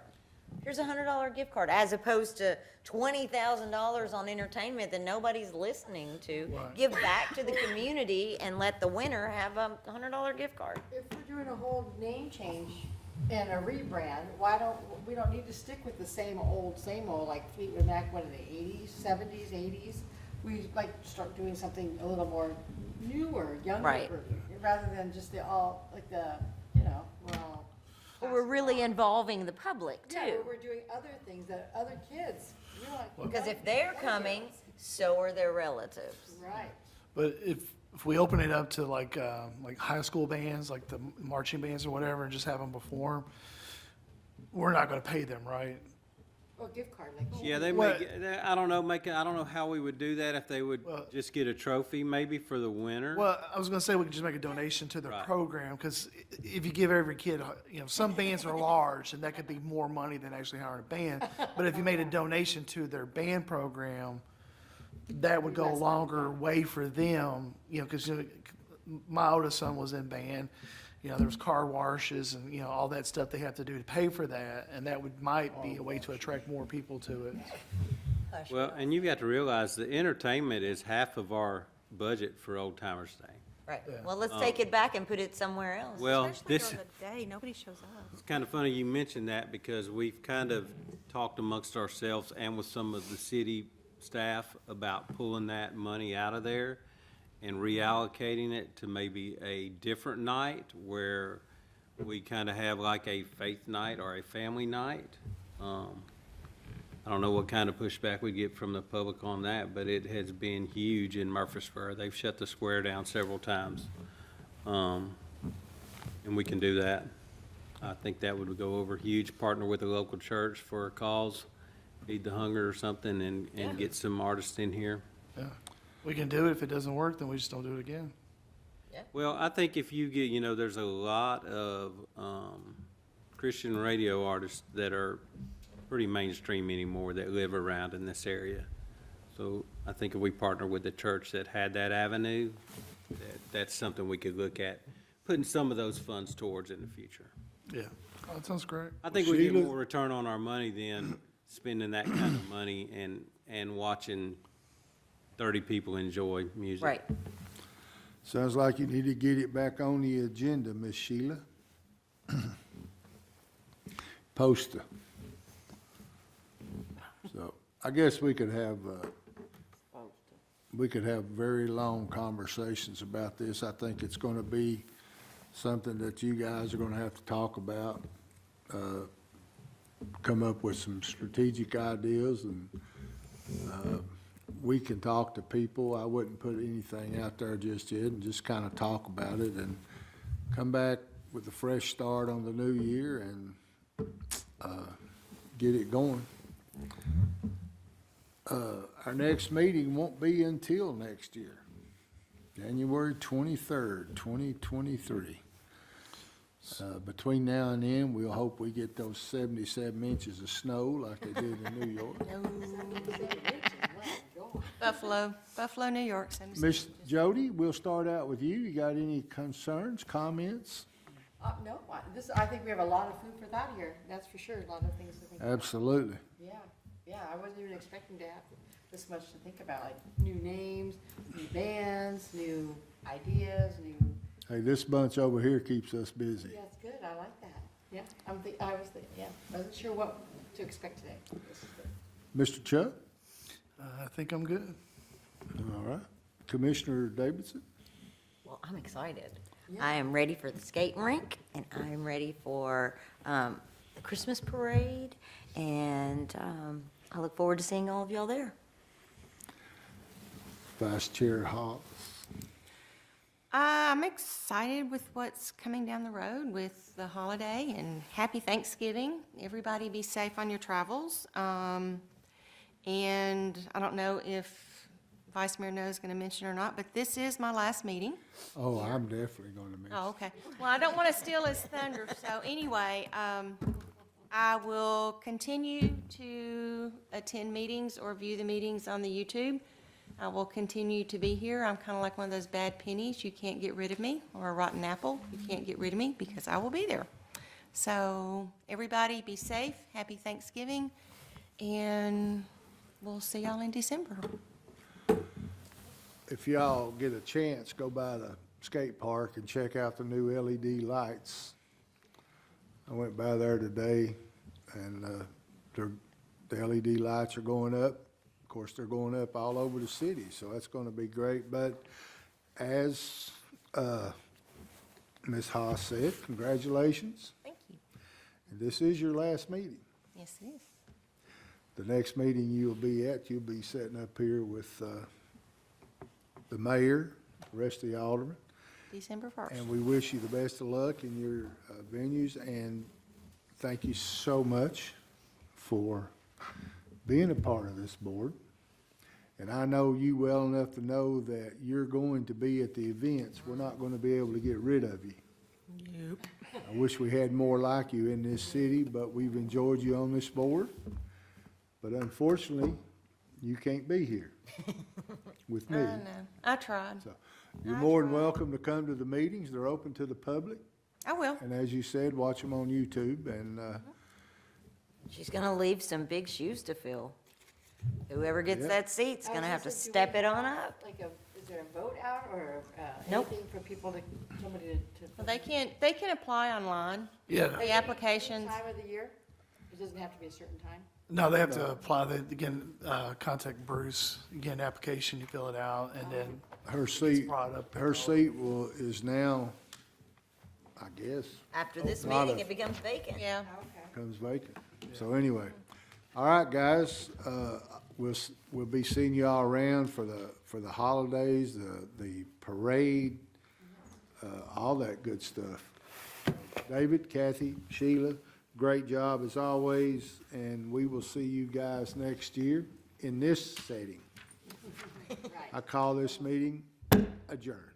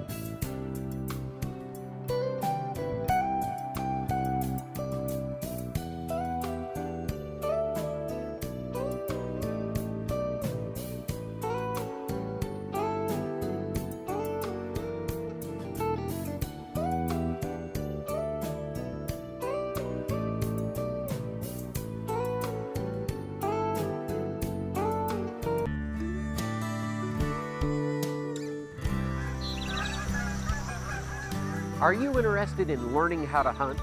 Well, the Tennessee Wildlife Resources Agency has a special section on their website dedicated to getting first-timers the information they need to get started. Log on to tnwildlife.org to learn more. This week on Tennessee Outdoor Journal, we'll start off with streamside salamander tracking. They don't all come on the same day or same night. Greatest fish catching lures that's out there. Next up, the real secrets of the shaky head. And Archery 101, tuning up your bow. That's a tuning technique that we can use. And we'll finish off with a drop the tailgate at Flintville Wildlife Management Area. Woody browse that's already existing. Tennessee Outdoor Journal is opening the cover and inviting you in for some outdoor tips, tricks, and behind-the-scenes look at the work being done by your Tennessee Wildlife Resources Agency. Let's turn the page. What kind of legacy will we leave when our days upon this earth are gone? Tell me who will carry on this work that we've begun, care enough to be the keeper of the dream. Thanks for joining us on this episode of Tennessee Outdoor Journal.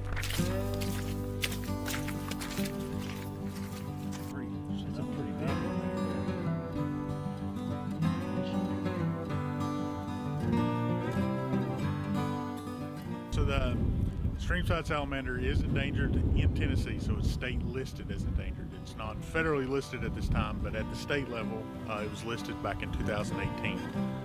A lot of that is because at the time we didn't know how many populations we had, but the ones that we knew about were threatened by a lot of urban development and just urban sprawl.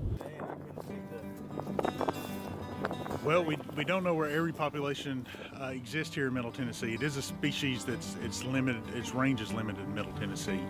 And we really didn't know what we had until about 1997, because that's when streamside salamander was actually split from the smallmouth salamander, which is another species in the same genus. And they were always thought to be the same species, but they had different breeding preferences. One liked to breed in ephemeral wetlands, whereas this species likes to breed in ephemeral streams. And actually through genetic work and some differences in tooth morphology, they split it out into what is streamside salamanders. And so it's a relatively new species for the state, since it was just split out in the last 20 years or so. And so we're still learning about populations that we have in the state. We've added several populations here in recent years, but surprisingly, a lot of the populations that we find are actually in highly populated areas here in Middle Tennessee.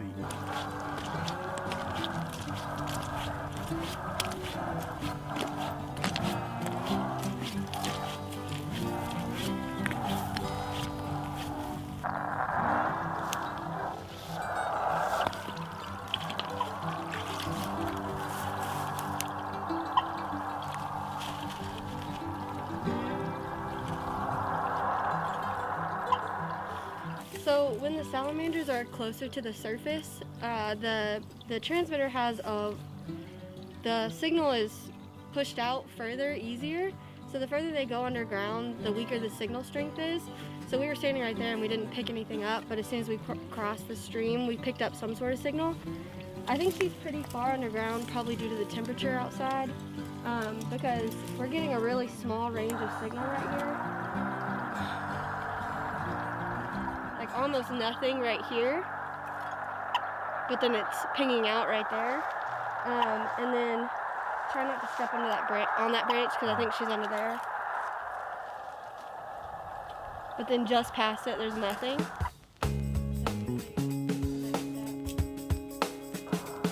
The salamanders that we're tracking have bred, because we've been tracking these for about 5 weeks now. So those animals are done breeding. So what we're seeing in the stream, that's the salamander's breeding habitat. And so they migrate to these habitats in the wintertime, basically December through March, and they breed and lay their eggs. And then once they're done with that, they move to the terrestrial habitat. And challenging for a species like this because it uses multiple habitats throughout the year. And so the ones that are in the stream, they're actually actively laying eggs. And so they don't all come on the same day or same night. It's spread out over several weeks during the breeding season. So we've got, we're tracking some animals that bred early, but we're also seeing differences in breeding times in individual sites. So we've got some sites that the breeding was over with about Christmas. Here, there's obviously breeding still occurring. Yeah, there's 3. The 1st of February. So with the species being relatively new, we have an understanding of habitats it uses throughout the year, but we don't know how much the terrestrial habitat is necessary for supporting populations of this animal. And we know that a lot of emphasis has been placed in recent years on protecting the breeding habitat, which is the stream, but we don't know how much of that terrestrial habitat, which is necessary to support those populations, is required for maintenance. And so through implementing telemetry, we're hoping to track the animals for a short period, maybe not the entire period it takes for them to migrate away from these breeding seasons, or breeding streams, excuse me. But we're hoping we can identify how much of the habitat that they need to sustain these populations post-breeding. But the other thing too is we're actually identifying the habitat itself. I mean, we got a rough idea, but this will give us an idea of some of the characteristics at the micro scale.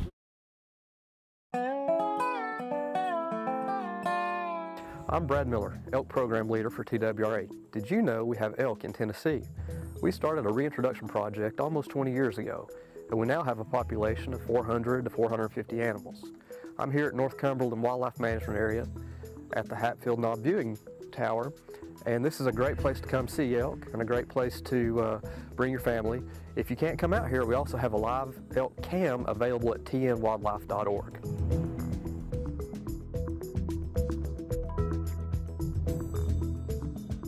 Hey everybody, Jason Holland with Jason Holland Fishing, here bringing you the real secrets on the shaky head.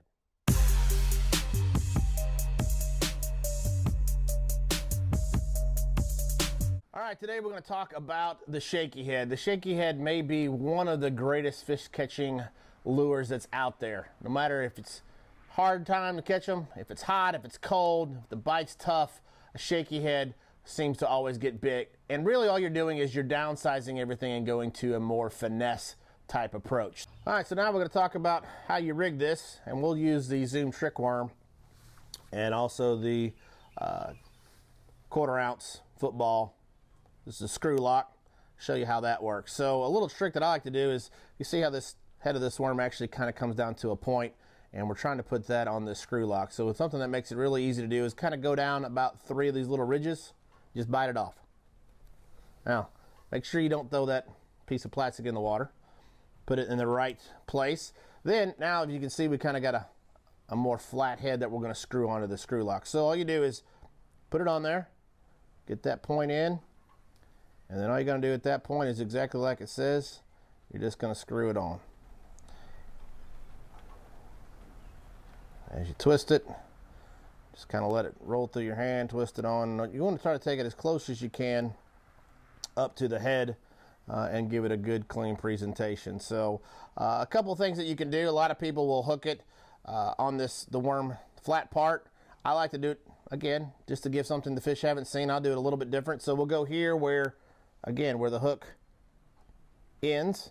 That's where we're going to grab. We'll stick our hook through there. And then from there, you just kind of thread it on and have that look there. Or another way you can do it is if you're fishing some areas that is more rock and less areas to hang up, you actually can just leave that hook point out a little bit, which will give you the option to have a little bit better hookup and you're not trying to pop it through plastic. So that's one option. Now, we'll do another option real quick. I'm just going to pull this off here. Is the other type of shaky head, and this is going to be with the more exposed hook. Run it through here. Oh, did that wrong. Flip that through there and just thread it on there. And then you'll pop it out, slide that up on your shaky head worm. So from there you've got kind of an exposed hook version, and again, if you're not around a lot of structure, having the exposed hook is always going to help your hookup ratio. So now we're going to take our jig head and we're going to put our soft plastic and show how that connects. Again, as you can see, this has a screw lock, and which is designed to screw into the head of your soft plastic. This again is the 4.5 missile quiver that we're going to use. This right here is my favorite setup. Really gets you a lot of bites. So here's how you do it. Again, this is great because it has a flat head. Really makes it easy to go on these screw locks. So to take your soft plastic, put it right there, and all you're going to do literally is just screw it on. I'm going to get it up as tight as I can on that jig head. Now, as you can see, this is what it looks like. Let me straighten it up just a little bit more, and there you go. And all you're going to do is you're going to bury that hook in the soft plastic, and that's going to help it be extremely weedless and come through a lot of different types of cover. And then again, make sure it's straight. I sometimes have to redo it, but again, that's your setup. As you can see, completely weedless, and as that comes through the water and as you're pulling it, it's going to hop and then it's going to stand straight up. Again, we don't have the resistance of the water to show you, but you get the idea. You pull it along, hops, and stands up. And that's how you fish a shaky head.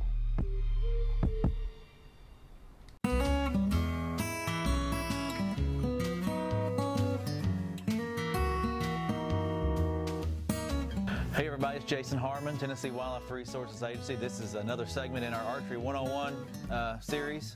Excited to have Matt Eddy with me today at the Archery Den to show us how to tune a bow. So you've got one in the closet, hadn't shot it in a while. Want to make sure it's safe to shoot. He's going to show us how to do that and also get it set up for the season. So take it away, man. Absolutely, Jason. You're speaking of safe for the season. That's the first thing. Whether you're getting a new bow, obviously we're going to tune that for you once we set it up. But the second thing is, if you've got an older bow laying around, you haven't shot in a few years, COVID happened, and all of a sudden you decided hunting was for you again. Mm-hmm. Which I think has happened a lot this year. It has happened a whole lot. People got a lot more time on their hands, and we're seeing a lot of broken stuff. First thing you want to look out for, bring your bow in and get it checked up. There's certain things that you want to look at on a string. There could be a string that's worn out. It may be fixing to break. Make sure to wax your strings, but have us look at it, especially if a bow's been sitting around. We don't want anything blowing up. It's going to damage the bow. I don't want to see anybody get injured. That's the main thing there. Getting your bow tuned up. We may have to restring it. We always tune a bow after we restring it, but it may not need strings. Bringing your bow in every year, getting it tuned up, make sure that when you go to the woods, you're not going to miss that deer because something moved in the off season. And embarrass yourself, discourage yourself from shooting. What a basic tune job means, what we do when we tune a bow is I'm looking for a few things on the bow, and this is a starting baseline. First thing I'm going to do is make sure that the arrow is parallel to the shelf, running parallel right here. These are the burger holes. That's where your arrow rest screws in on the backside. I want to make sure that your arrow is somewhere centered in those burger holes. The second thing I'm going to do after I do that is I want to make sure, running this string right down the center of the riser, I want the arrow to disappear right behind the string. That is our starting point. From there, we do what we call paper tuning, where I will take your bow in and we shoot it through paper. The goal of that is we're looking for an arrow that may be kicking to the left, kicking to the right, high, low. That's going to tell me that the arrow's not flying correctly off the bow. The fletchings of the arrow are going to correct it after 10 to 15 yards, depending on how poorly it's shooting, but then we've scrubbed off energy. We've lost energy. It's just like nock tuning. You always want to make sure in most arrow rests that your nock is up. We can tune that a little bit in different ways. That's a tuning technique that we can use. But we want to make sure that the arrow is flying straight right out of the bow. That way the bow is getting its most performance. We're not losing any speed along the way, which is going to hurt kinetic energy when you go to shoot down on that deer. Gotcha. Now, is this something you'd recommend a hunter to do, or do you think they should come into a shop, whether it's your shop or another one, to make sure it happens, make sure it's done right? It doesn't bother me. People, they say I may not need it, but I'm here. Can you just look my bow over? That is never a bad thing. If you haven't shot that bow since last year, you may have shot it a whole lot this spring, bring it in. Let me look at it. Worst thing that can happen is I go shoot it through paper. I get a bullet hole and say, wow, you've taken care of it this year. Here's your bow back. Enjoy the season. Yeah.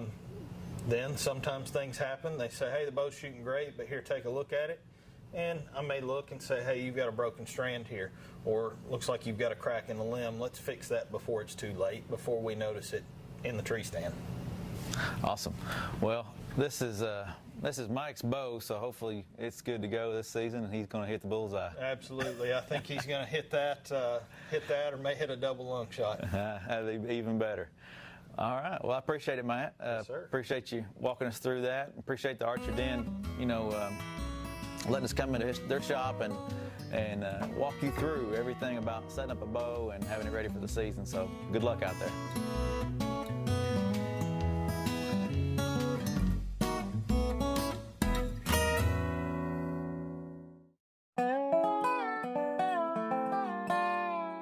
Hey, I'm Chris Ogle with Tennessee Wildlife Resources Agency. I'm a wildlife manager that works with non-game and endangered species. Did you know that every year we conduct bio-blitzes for the agency? A lot of times with the National Forest. What's a bio-blitz? Bio-blitz is a short-term intensive effort to sample as many species in a given area that we can. We do reptiles and amphibians, birds, small mammals, and anything that we can, set out all kinds of traps, mist net for bats, and we'll catch anywhere from 50 to 100 different species in a weekend. So that's what a bio-blitz is. And if you ever want to give us a hand, we take volunteers out all the time with us. You got to be 12 or 13 or above. But if you ever want to give us a hand, stop by one of our regional offices or contact one of the regional offices and let them know you'd like to come out and volunteer with us.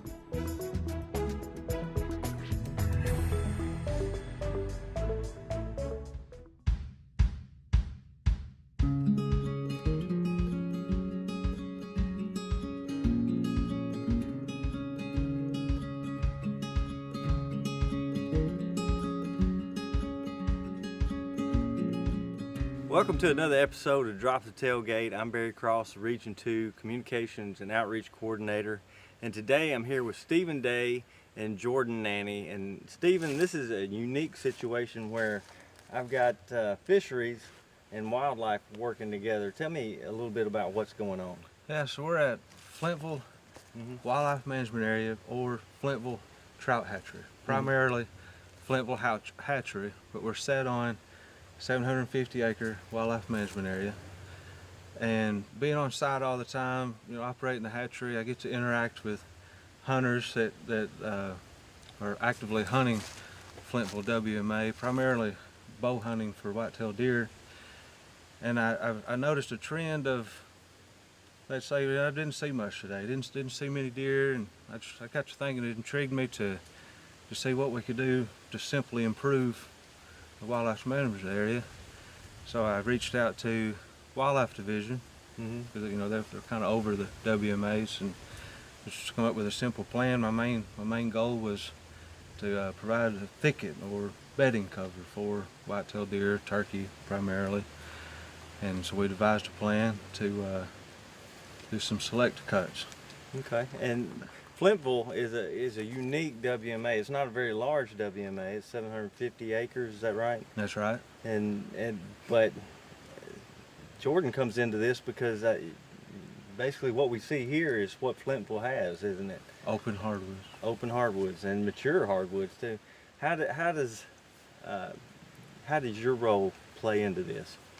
Well, after I was contacted by Stephen and other folks in the Wildlife Division that had spoken to Stephen about this particular project, I came down, viewed the property, and I also realized it's almost completely dominated by closed canopy upland hardwoods and cove hardwoods.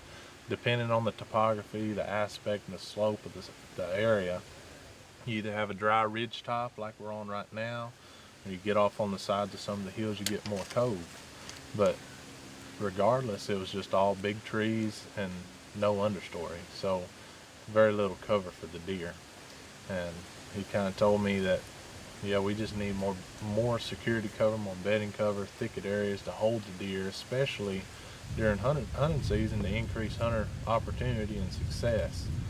So from there, we kind of took a 20,000 foot view, looked at the entire WMA as a whole, and we decided to do some small patch clear cuts ranging from 5 to 10 acres in size. And you decided to move those openings around is that going to make hunting better?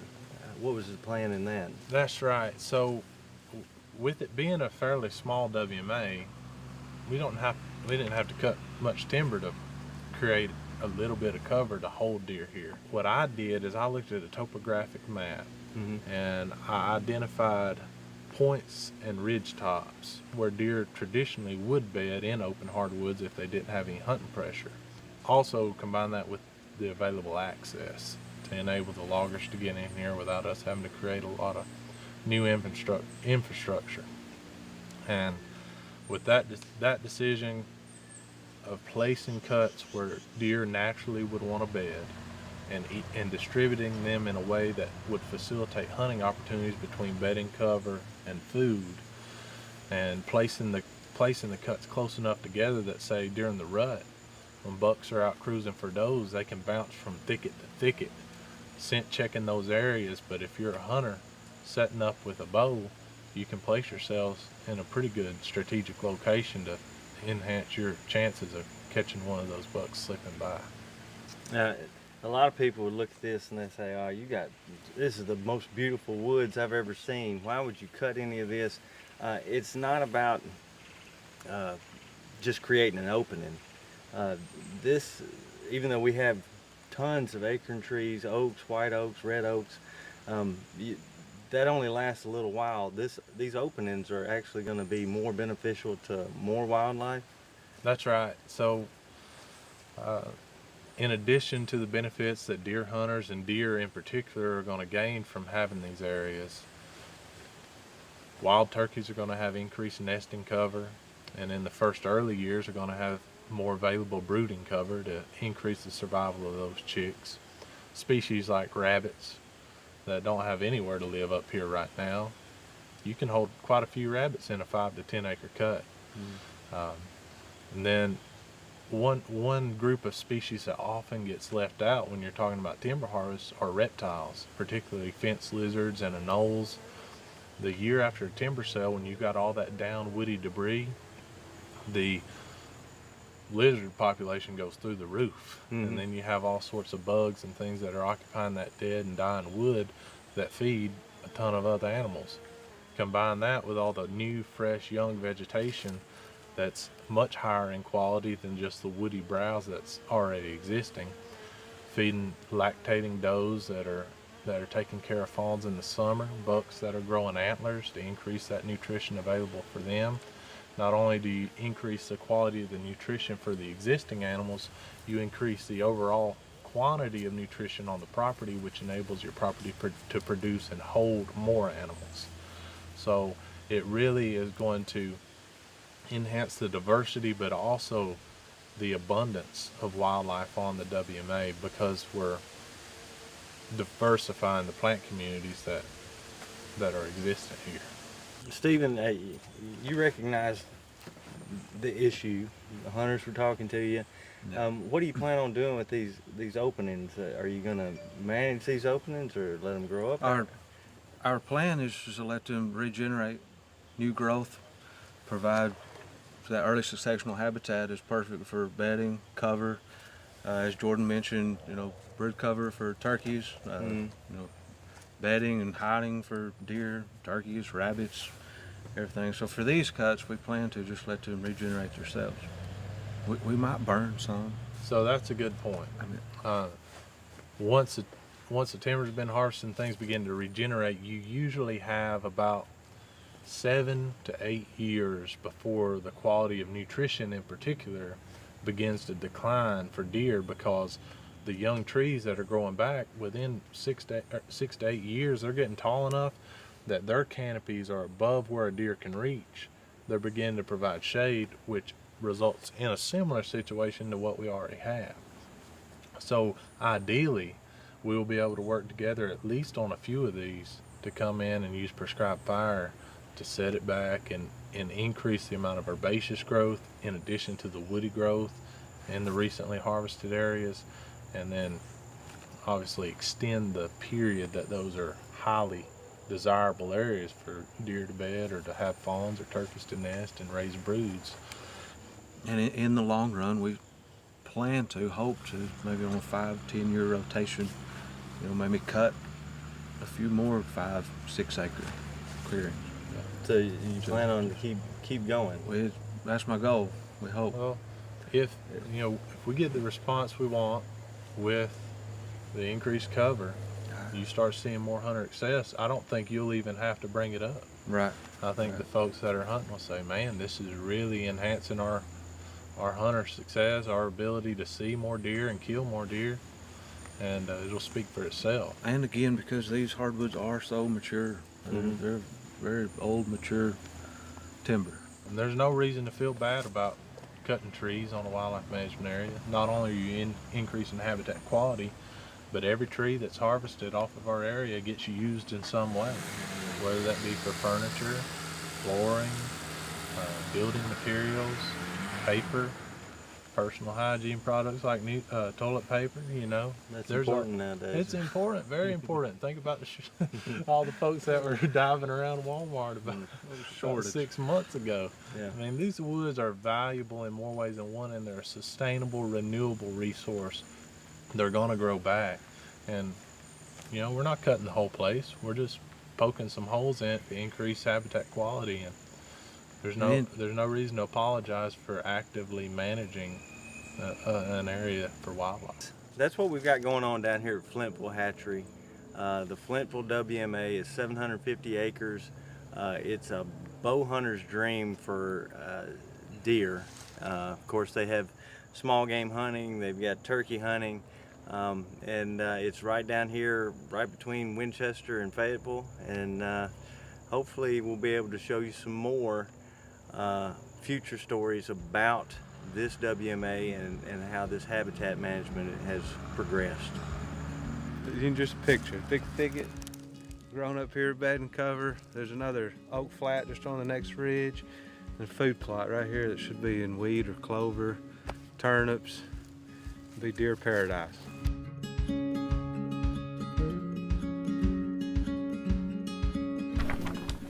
Thanks for joining us on this episode of Tennessee Outdoor Journal.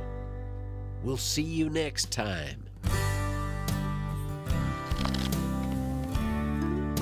Tennessee Outdoor Journal is produced by your Tennessee Wildlife Resources Agency. Tell me who will carry on this work that we've begun. Hi, I'm Tracy Lawrence, just letting you know that the Tennessee Wildlife Resources Agency supports itself and manages all of the state's wildlife with the dollars invested by hunters and fishermen when they buy licenses. If you've never bought a license, but appreciate the abundant wildlife we enjoy in this state, I encourage you to do it. Start with the Type 01. It's a great investment in Tennessee wildlife. Learn more at tnwildlife.org. Buy your license today at GoOutdoorsTennessee.com.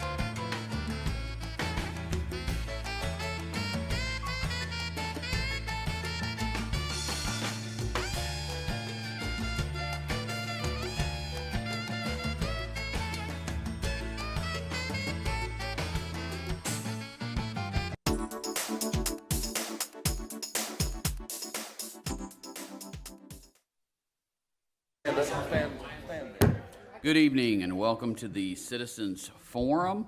It is December 6, 2022. It is 6:45 p.m. We do have one person that has signed up. You have 3 minutes to speak. When you approach the podium, please state your name and address. Mr. John Skinner.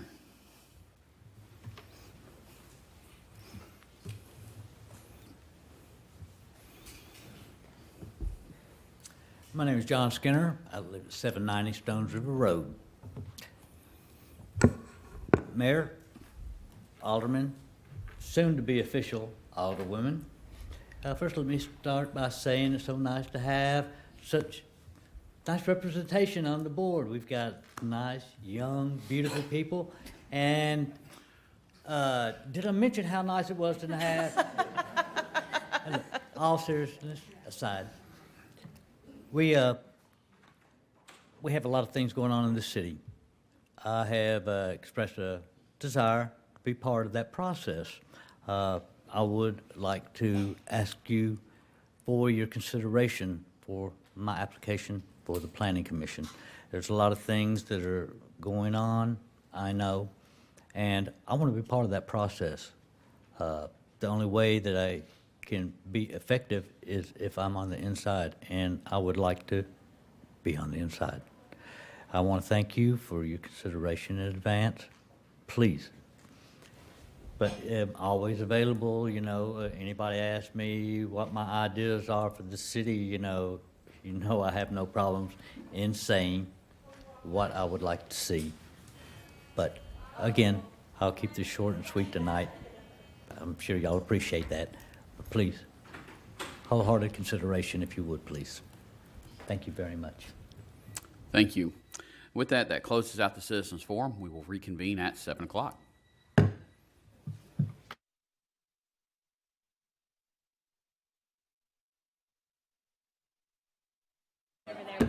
Good evening and welcome to the Board of Mayor and Aldermen meeting. It is December 6th, 2022. It is 7 p.m. I call this meeting to order. We do have a quorum. The prayer will be with Vice Mayor No. The Pledge of Allegiance will be with Alderwoman-elect Haas. If everyone would please stand for the prayer and the pledge. Let us pray.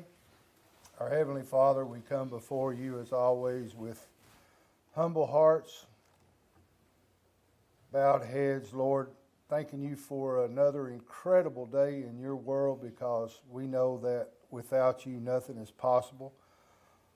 Lord, that we ask that you look over our fair city and our citizens, and you give this board, Lord, the good knowledge to help move our city forward so that things will be really great. And these things we pray, Lord, through your Son, Jesus Christ. Amen. Amen. I pledge allegiance to the flag of the United States of America and to the republic for which it stands, one nation, under God, indivisible, with liberty and justice for all. All right.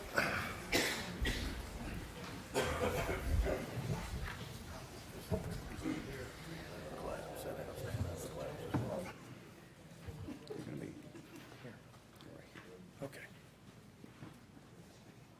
I've got my family coming up here with me.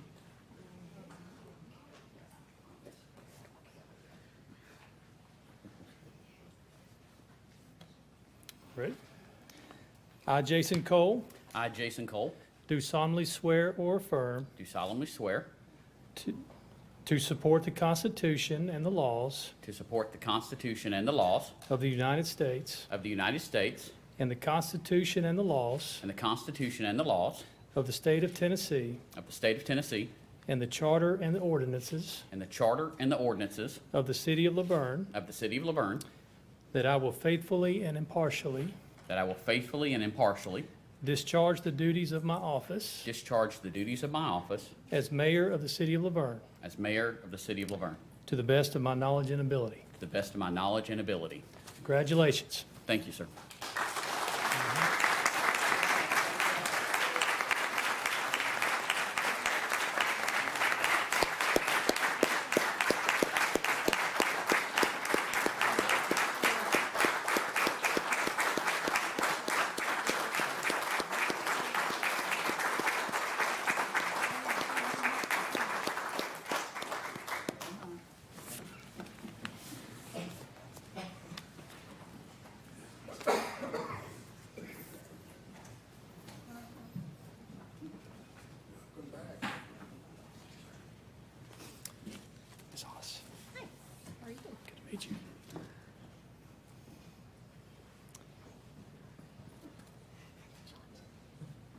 Ready?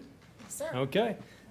I, Carol Haas, I, Carol Haas, do solemnly swear or affirm do solemnly swear to support the Constitution and the laws to support the Constitution and the laws of the United States of the United States and the Constitution and the laws and the Constitution and the laws of the State of Tennessee of the State of Tennessee and the Charter and the ordinances and the Charter and the ordinances of the City of LaVergne, of the City of LaVergne, that I will faithfully and impartially that I will faithfully and impartially discharge the duties of my office discharge the duties of my office as Alderwoman of the City of LaVergne as Alderwoman of the City of LaVergne to the best of my knowledge and ability. to the best of my knowledge and ability. Congratulations, Ms. Haas. Thank you.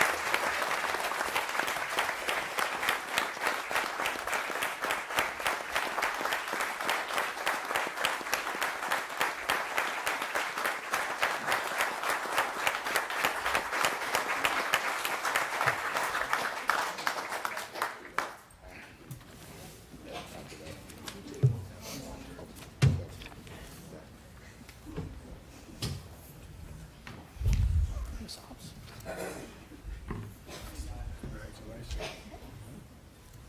Okay. I, Kara Hobbs, I, Carol Hobbs, do solemnly swear or affirm do solemnly swear to support the Constitution and the laws to support the Constitution and the laws of the United States of the United States and the Constitution and the laws and the Constitution and the laws of the State of Tennessee of the State of Tennessee and the Charter and the ordinances and the Charter and the ordinances of the City of LaVergne, of the City of LaVergne, that I will faithfully and impartially that I will faithfully and impartially discharge the duties of my office discharge the duties of my office as Alderwoman of the City of LaVergne as Alderwoman of the City of LaVergne to the best of my knowledge and ability. to the best of my knowledge and ability. Congratulations.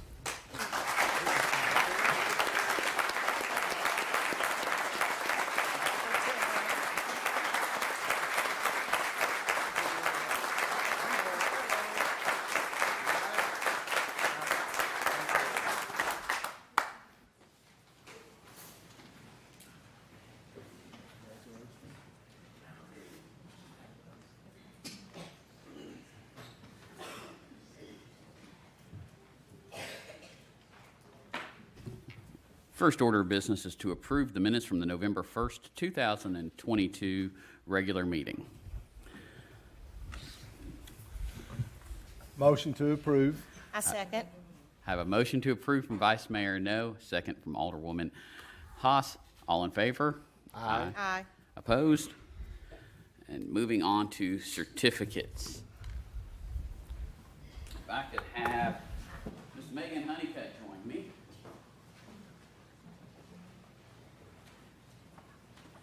And a few of our state representatives and commissioners as well.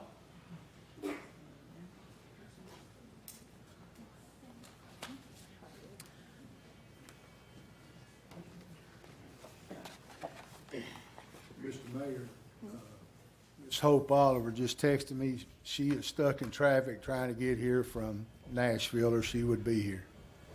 Not a problem, sir. This is a certificate of appreciation granted to Megan Honeycutt for your dedication, time, and commitment to improving the City of LaVergne and the quality of life of all of our residents. Your absence will not go unnoticed, and we wish you the best of luck in your future endeavors. Thank you for everything you've done. Thank you, sir. Thank you, Megan.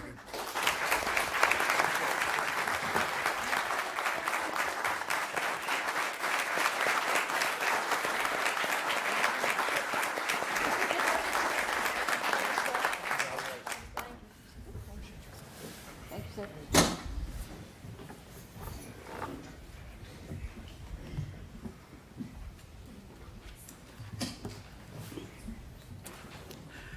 We're going to move on to departmental reports. Police Department, Chief Davis.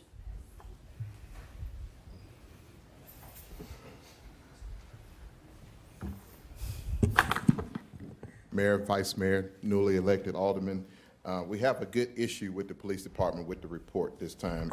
As you can see in your packet, we upgraded to a new CAD system on the 8th of November. And as far as the data conversion and analytics, that's the last thing that gets converted over. However, I do have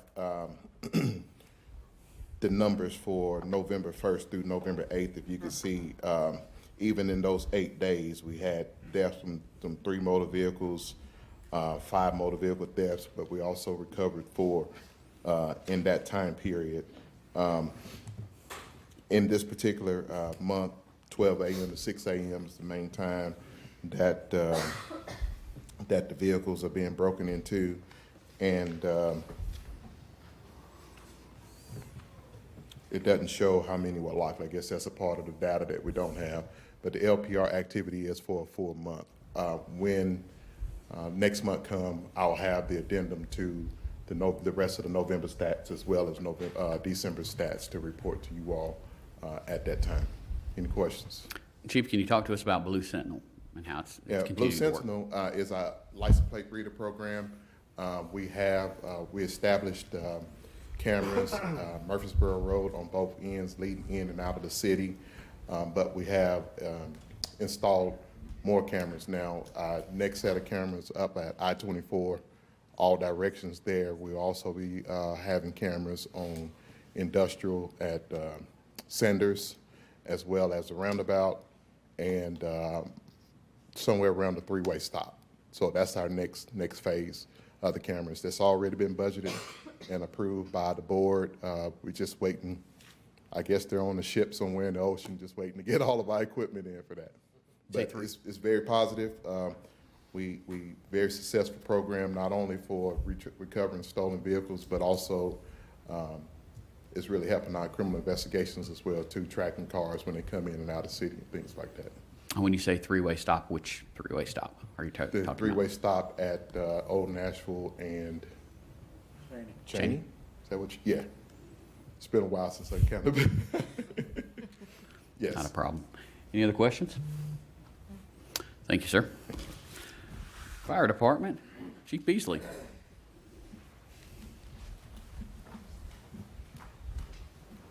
Good evening, Mayor, Vice Mayor, Alderwomen. Welcome to the team. Glad to have y'all.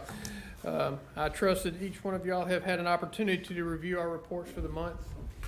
Just in the last couple of days, we surpassed last year's number as a total. So we'll surpass our number of runs this year, probably about 250 to 300 runs for the year. So no rhyme or reason. It's just an increase. I think that's across the board for the fire service in general. That the runs are increasing by and large. So medical calls still respond about 80% of what we do. So do y'all have any questions?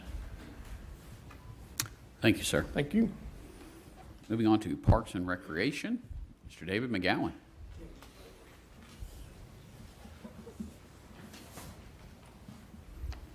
Mayor, Vice Mayor, Board, new members, welcome. You guys got the parks numbers for this past month.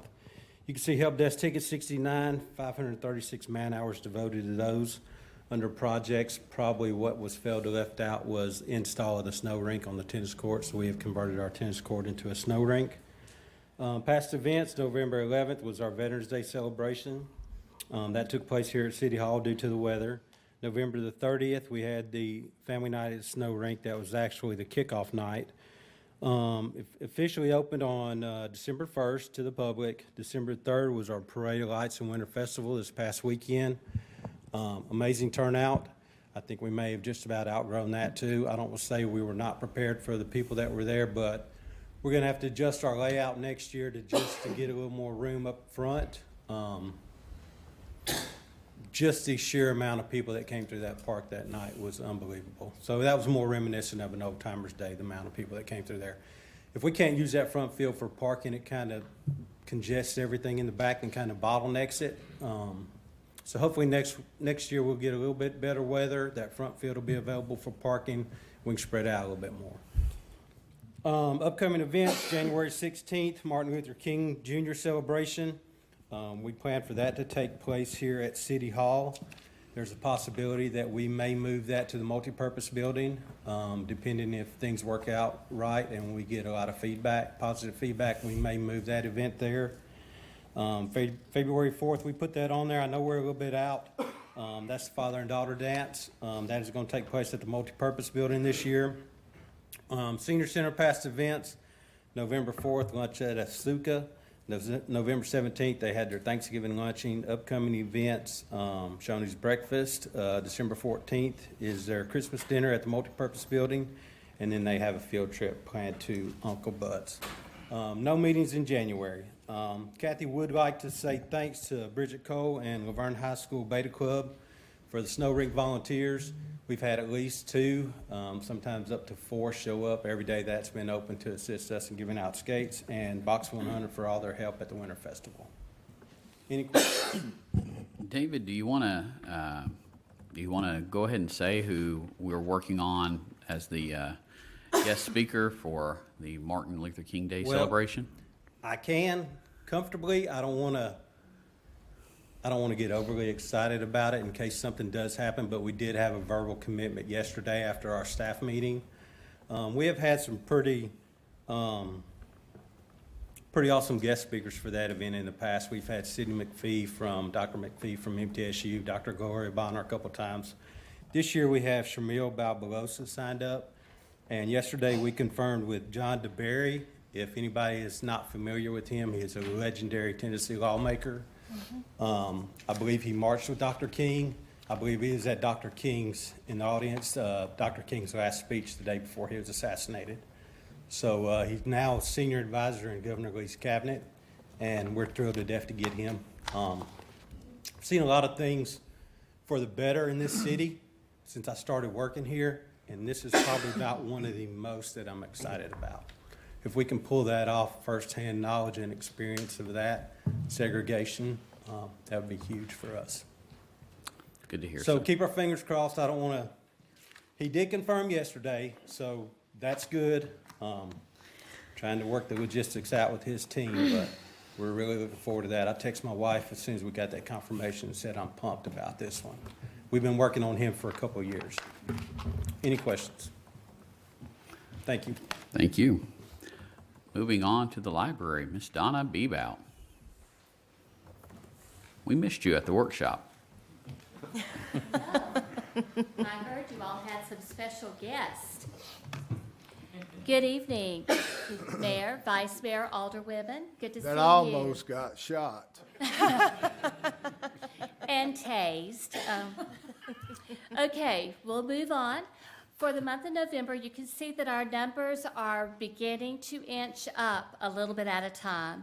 COVID did a number on us like it did many places, but we are gaining ground now with our attendance and our circulation, and we distributed 60 new patron cards, so that's still going great.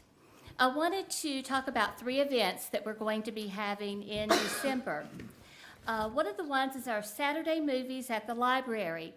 We have been doing this for about 4 months now, and attendance has been very light. We would love to see friends to come out and sit in the meeting room with us, watch the movie Elf, eat some snacks, and just have a good time laughing together. That's going to be on December the 10th at 2 p.m. We're having a very special jammy story time reading night. That will be Thursday, this coming Thursday, December the 8th at 5:30 p.m. Our guest readers are LaVergne High School Junior ROTC Wolverine Battalion, Lieutenant Colonel retired Glenn Shirley, Cadet Lieutenant Colonel Riley Hill, and Cadet Major Leah Mondragon, and the student leadership will be in attendance. They're going to be reading 7 books created from scratch by themselves about the 7 Army values. I would like to read an email that I received from Cadet Major Leah Mondragon. She says, "We are LaVergne High School Junior ROTC Wolverine Battalion. As a part of our annual service learning project, we, as a battalion, have decided on creating 7 different books made by our program completely from scratch about our 7 Army values. These values are loyalty, duty, respect, selfless service, honor, integrity, and personal courage. Each plot of the books was designed by our class leaders, then given to our cadets. The cadets then partnered up and created a page of dialogue and illustration. The student leadership then digitalized our books and printed them out so that we would successfully be able to read and donate to our community. The reason behind this project is to educate both our community and ourselves about how valuable our 7 Army values can be by putting them into real-life situations. Our students learning how to write and work as a team is really important in our program. We wanted to give back to our community and reach toward the younger generation. We wanted to include the younger students and hopefully teach them important lessons that we wish we could have learned at their age. We hope to help them grow into respectable and well-behaved young adults. Lieutenant Colonel retired Glenn Shirley, Cadet Lieutenant Colonel Riley Hill, Cadet Major Leah Mondragon, and our student leadership will be in attendance at our reading night this Thursday, December the 8th at 5:30 p.m. in the Storytime Room. We are looking forward to reading the books we created. We are also extremely grateful to the LaVergne Public Library for letting us use the library to read to our community. Very excited to have these people come and be a part of our story times. They went to several of the elementary schools and gave out flyers. We're hoping to get several of our students in from our different schools for this story time. We welcome everyone. I think this will be a unique situation and a unique experience. Okay, and the last thing that'll be going on at the library to end us up for the holidays is a story time with Mrs. Claus and a visit from Santa Claus. This will be Saturday, December the 17th. The story time will begin at 1 p.m. and Santa appears at 1:30. Santa will be in the gallery meeting his friends until 3:30. Goodie bags and snacks to go will be available. Be sure and bring your camera, your phone, so you can take pictures and capture those memories. And of course, you can find all of our events and all of our programs at catalog.lavernetn.gov. Are there any questions?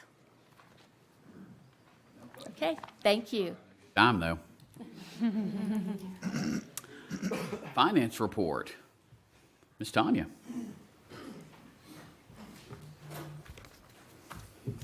Good evening, Mayor, Vice Mayor, Alderman, Alderwomen.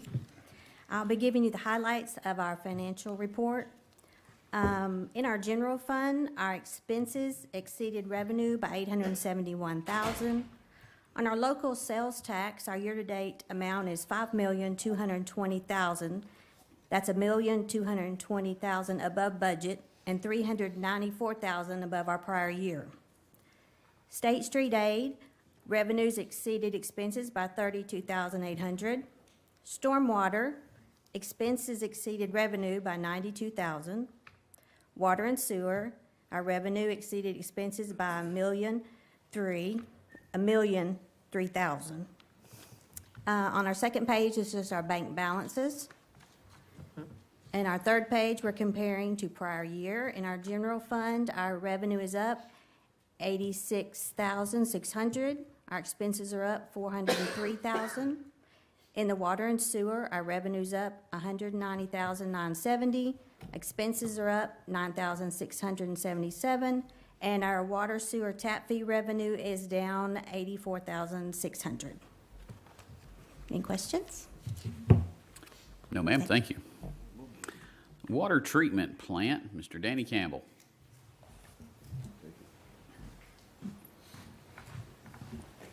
Mayor, Vice Mayor, Board, welcome to the board. I trust that you've had the opportunity to look over the monthly report for the water treatment plant. There's one thing I would like to note. I want to say thank you to Mike Dietz, Doug Oakley, and Public Works for assisting the water treatment plant clearing some scrap metal we had at the back of the plant. So cleaned it up nice, and we appreciate their help. Any questions? Yes, sir. I've got some questions about your Customer service complaints. Can you go through those for me? Yes, sir. We had 2 customer complaints this month, both for low pressure. They both consisted of complaints regarding low pressure due to what the customer stated as pebbles or I guess little rocks, clogs in their kitchen faucets. They believed it was due to the incoming water, so they requested that we flush the nearest hydrant. We did do that. That is not something we typically do due to their request. It was done. However, we are working with the plant staff in order to come up with better ways to handle these low pressure complaints, looking at like we normally do with the PRVs, as well as anything else that might be causing those issues.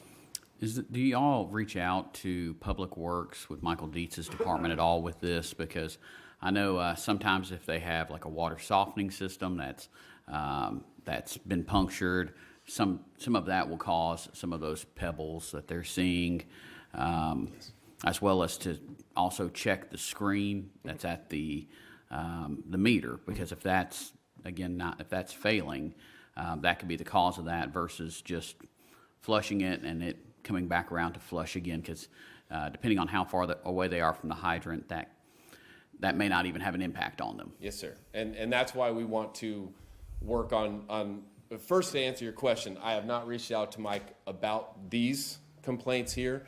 I still need to reach back out to the customer to make sure that this issue has resolved. If it has not, I plan to talk to Mike and also try to resolve this issue in better ways, as you stated, to make sure that we're not missing something. So if there is pebbles actually in there or in our line, in the distribution line, that we can find a way to rid that so it's not affecting the customers. Okay.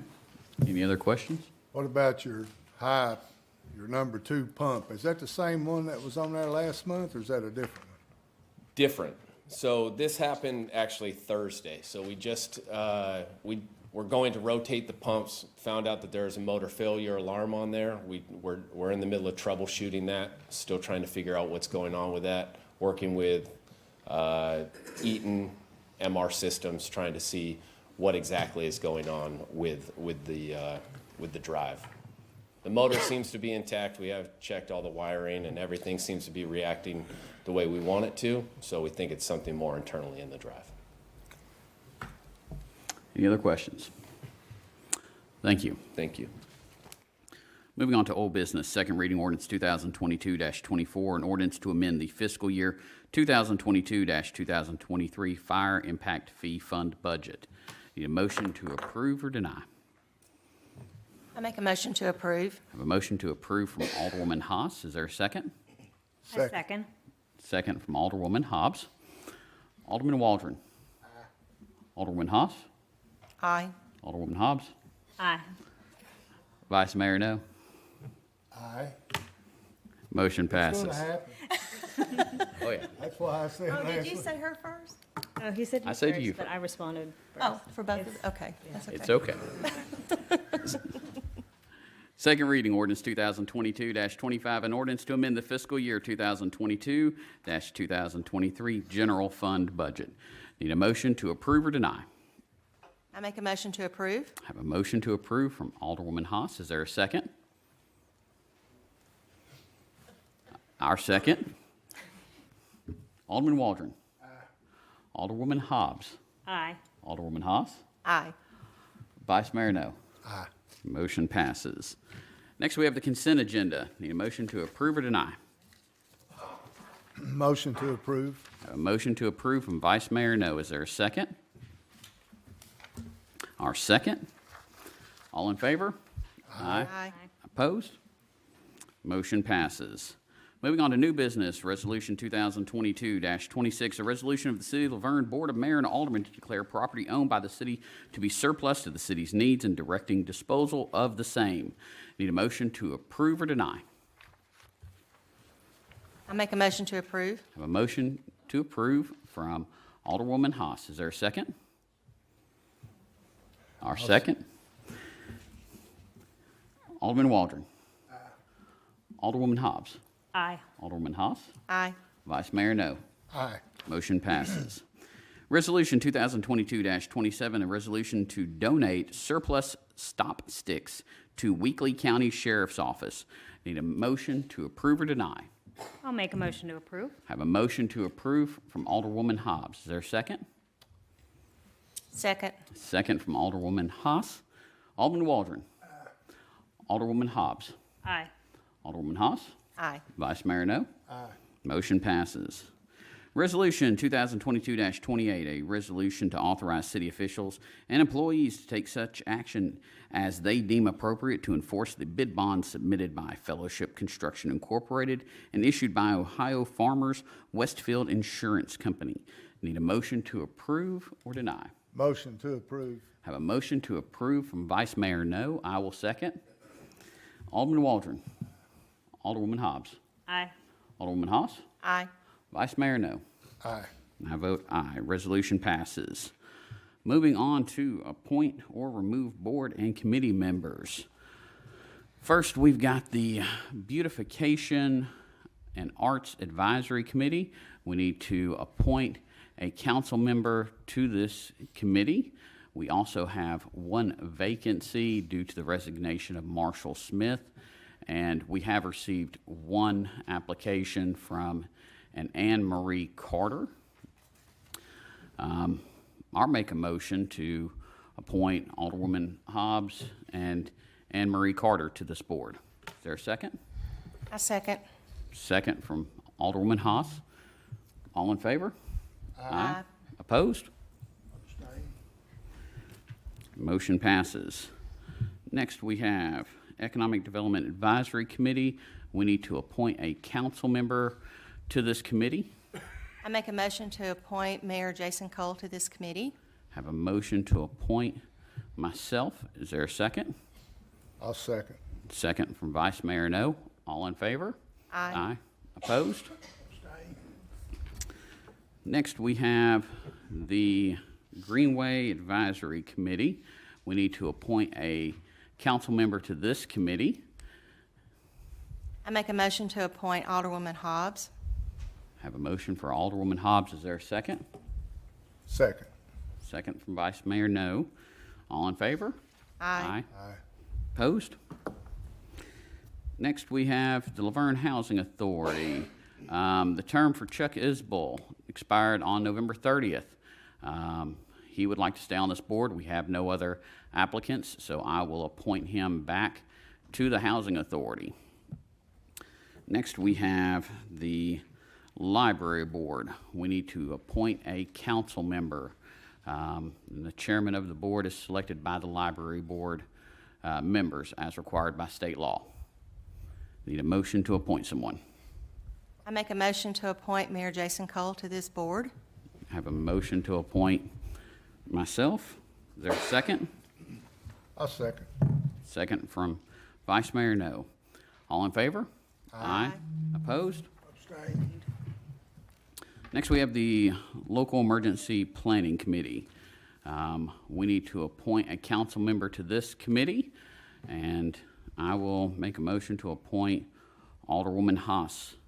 Is there a second? Second. Second from Vice Mayor No. All in favor? Aye. Opposed? Abstain. Next, we have the Parks and Recreation Advisory Committee. We've got one vacancy on the board due to the resignation of Carol Haas, and we have received one applicant, Rick Autry, for this, so I will appoint him to that board. All in favor? Aye. Aye. Opposed? Abstain. That motion passes. Next, we have the Planning Commission. We have got, we need to appoint a council member to the Planning Commission, and I'm going to make a motion to appoint Carol Haas to that. Is there a second? I'll second. Second from Vice Mayor No. All in favor? Aye.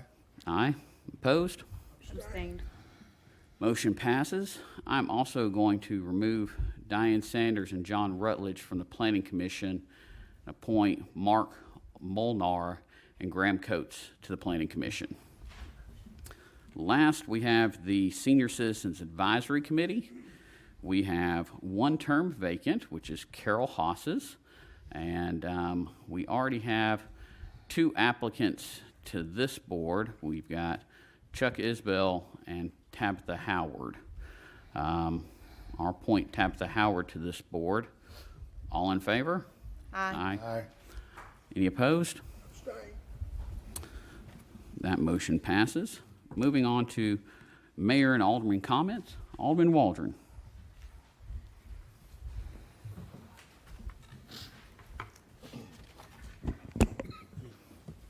We're in December.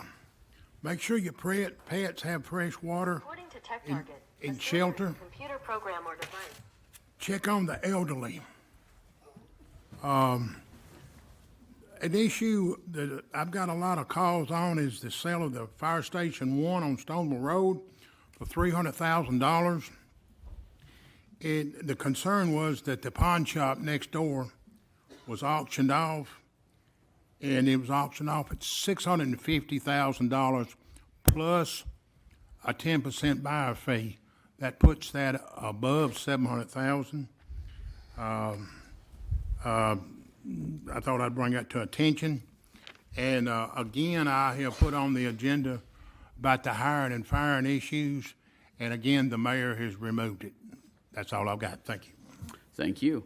Alderwoman Hobbs. Yes, just a couple announcements here.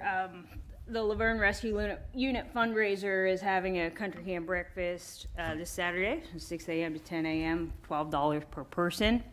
I'd also like to announce the South Waldron neighbors are doing a food drive next week from December 11th through the 18th. You can reach out to Diane Sanders or reach out to my city email at khobbs@lavergnetn.gov if you're unable to find additional details on that via Facebook. Second of all, I want to thank John Rutledge and Diane Sanders for your commitment and dedication for volunteering as members of the Planning Commission. The community has been blessed to have you advocating for our interests the past 2 years. I'm personally disheartened by this decision, knowing your love and service to LaVergne, not just for the last 2 years on the Planning Commission, but for the decades you've been a part of this community. I expressed my concern over the dismissal of Planning Commission members prior to the expiration of their term, though Mayor Cole has the right to appoint and dismiss members without a nomination or vote from the Board of Mayor and Aldermen. I feel an explanation for the action would encourage the culture of transparency and accountability to our city government. To my knowledge, there's been no allegations or evidence of misconduct, so it's certainly a bit shocking Mayor Cole would dismiss members he personally appointed in 2020, especially Ms. Sanders, who he entrusted with the title of Vice Chair. Mr. Rutledge, who was appointed in 2020 with the term expiration of December 2024, though ran as the mayor's opposition this past election cycle, still represents the interest, vision, and the values of 30% of LaVergne's voting population, which is no small number. So I think it would be unreasonable to say his perspective is not relevant to our community. Again, I encourage the mayor to address the matter, given that these could be misinterpreted as, perhaps a overall poor judgment of character if you appointed these well-respected and upstanding individuals and now have such grave concern over these positions that you would terminate these volunteers prior to their terms. Or perhaps that the individuals no longer fit your agenda and are replaced with those to do such. So neither of these are to be considered as accusations, but certainly an opportunity for you to bring clarity and transparency to your actions for our community. Thank you. Thank you. Alderwoman Haas. Please order. Alderwoman Haas. I just once again like to thank everyone that came out for the swearing-in ceremony. I know the weather was really icky, and that's one of my favorite words. So, and again, the holiday season is coming up. Please remember safe travels if you're traveling, and if you're staying home, happy holidays. Thank you. Vice Mayor, no? No, sir, got nothing. Well, I just want to remind everybody about the libraries, different holiday events. December 8th is the special Jammies time at 5:30. December 10th is 2 p.m. Elf. And then December 17th is story time with Mrs. Claus and Santa. So we're going to have a good time. With that, I wish everyone a very Merry Christmas. Call this meeting adjourned. Adjourn. Adjourned.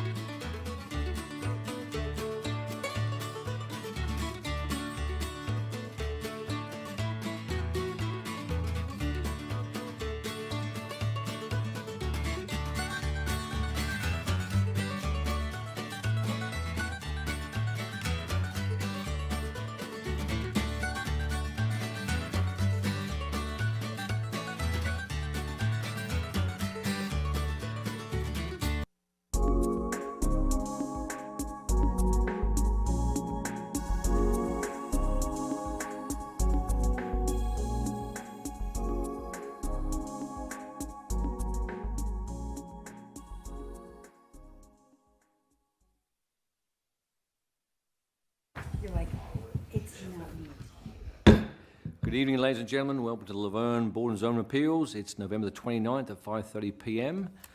We do have a quorum. With three of us, we do have a quorum. So if you would review them, approve the minutes, or look through the minutes for October the 25th regular meeting. I'll take any changes or any comments from there.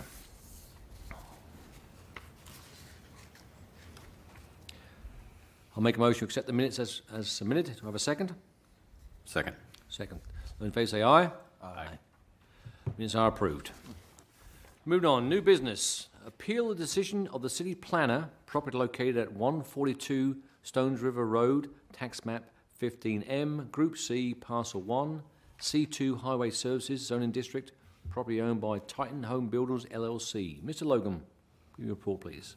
Thank you. This request is located at 142 Stones River Road, so it's not very far from here. And the site is outlined in blue there on the screen. It's directly across from Pool and Spa Depot, so it's across the street from Pool and Spa. This is the closer view, so you can see the existing property. It's a very deep property and not very wide. It's approximately 4 acres, give or take. And property is zoned C2, which is commercial zoning, of course. So here on the zoning map, it's right there, outlined in blue again. So all of this red color between the railroad track and Murfreesboro Road is zoned commercial, and it's all zoned the same, basically C2, except for this area of Glendale Drive is zoned R1. These are pictures from the property. So that's the sign that was posted at the road. If you've driven by, you may remember this black fence at the entrance. So this is looking toward the railroad track. The railroad track's just west of this picture. And then this is from the driveway. This is actually a new driveway. The old driveway is here where the fence is. So from this new driveway, looking back at Pool and Spa Depot across the street. And then this view is into the property. And again, it's a very deep property, but it's not very wide, and it does run beside the railroad track for the whole length of the property. So this applicant's requesting to appeal the decision made by the planning department regarding the requested use of the property. In your packet tonight, you've got the booklet, and I've got some of those pictures here in just a moment that I'll go through that are also in your booklet if you want a better look at them. But they are proposing heavy truck and tractor trailer service and repair. And if allowed, this enterprise would be located in a commercial district. The concern of staff is that the character and intent of C2 is to allow uses that provide a transitional zone between sensitive residential neighborhoods and more intrusive, loud, and more intense uses of industrial areas. And the requested use for the heavy truck and tractor trailer repair would not fit the character of the transitional zone between the two separate districts. Also, vehicle storage areas are explicitly listed as prohibited uses under section 5.053.2 of the zoning ordinance, which contains the C2 provisions. And staff has other concerns that when not in use, trucks and or heavy machinery and other vehicles will be stored outside in the open. Also concerning is the need for outdoor storage of vehicles, machinery, and possibly other tools and materials. And all of this is especially true given that this parcel is in the Murfreesboro Road Overlay District. And the purpose of that overlay district is to increase the aesthetics of the city and make it more appealing for development and residents. So this is in the booklet again in your packets. I mean, this building at this point is like a prototype or a hypothetical building. I did notice going through these, so this building would not be allowed anyway because the overlay district requires brick and stone, so we're already kind of going down that path of industrial type design for the buildings, which is what you expect when you have heavier uses. This is another view in the book.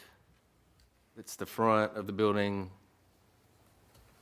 Again, any of this would have to go to the Planning Commission after this body, and it would have to go through the Planning Commission to get their vote for or against.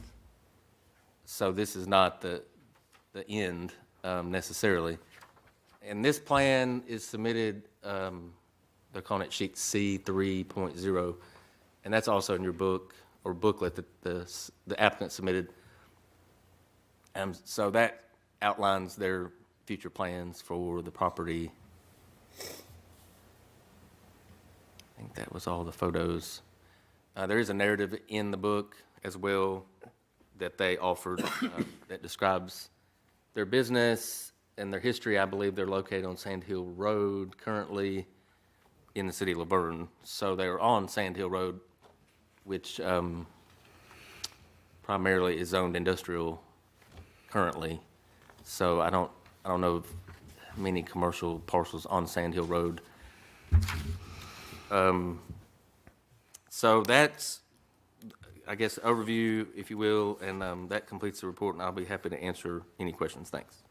Thank you, Ms. Logan. Do we have the applicant here this evening to want to stand up and, if you would, raise your right hand and be sworn in? Do you promise to tell the truth, the whole truth, and nothing but the truth, so help you God? Sir. Please state your name and address for the record, please. James Nyquist, 574 Franklin Road. Thank you. Have any comments on what Mr. Logan said on his report? Yeah, a few, I guess.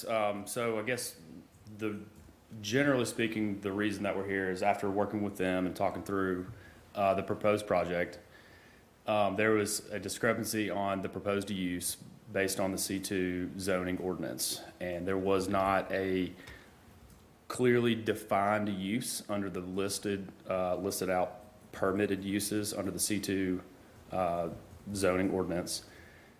That really where the automotive service would fit underneath. However, within the zoning ordinance under the district description, it clearly lists out automobile and vehicular service establishments. I think what these guys have proposed to do as part of their project is this automotive vehicular service, which is limited to a series of uses, fluid changes, tire rotations, accessory replacements. Probably would entail some servicing of heavier trucks, but also not limited to heavier trucks, probably all kinds of trucks.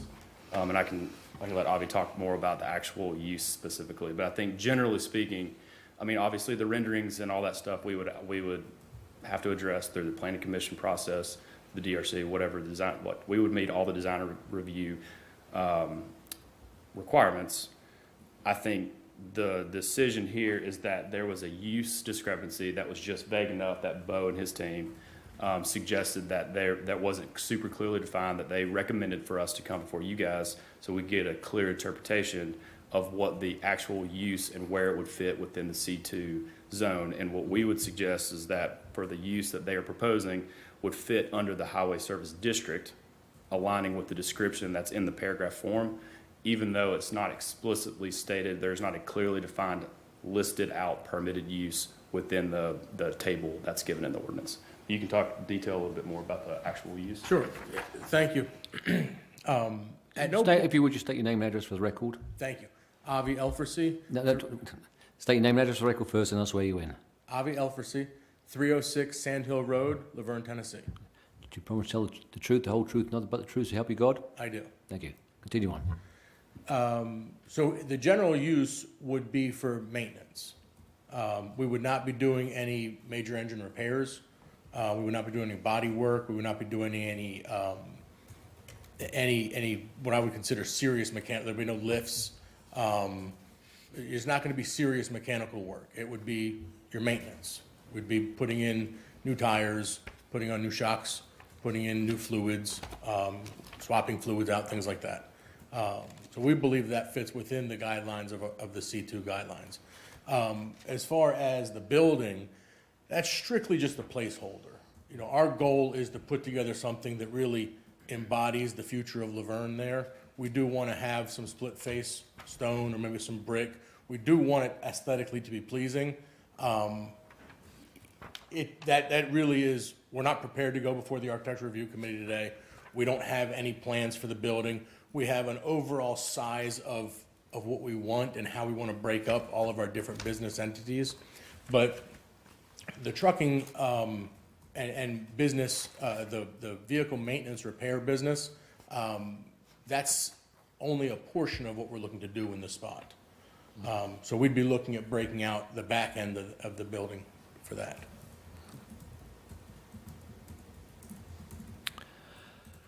Okay, so I'm just looking at our rules and regulations as they presently stand. So you have automobile service, which means the replacement of parts, repair of any part of an automobile that does not require removal of the engine head or pan or engine transmission or differential, including but not limited to all changes, lubrication, cooling, electrical, fuel, and exhaust systems.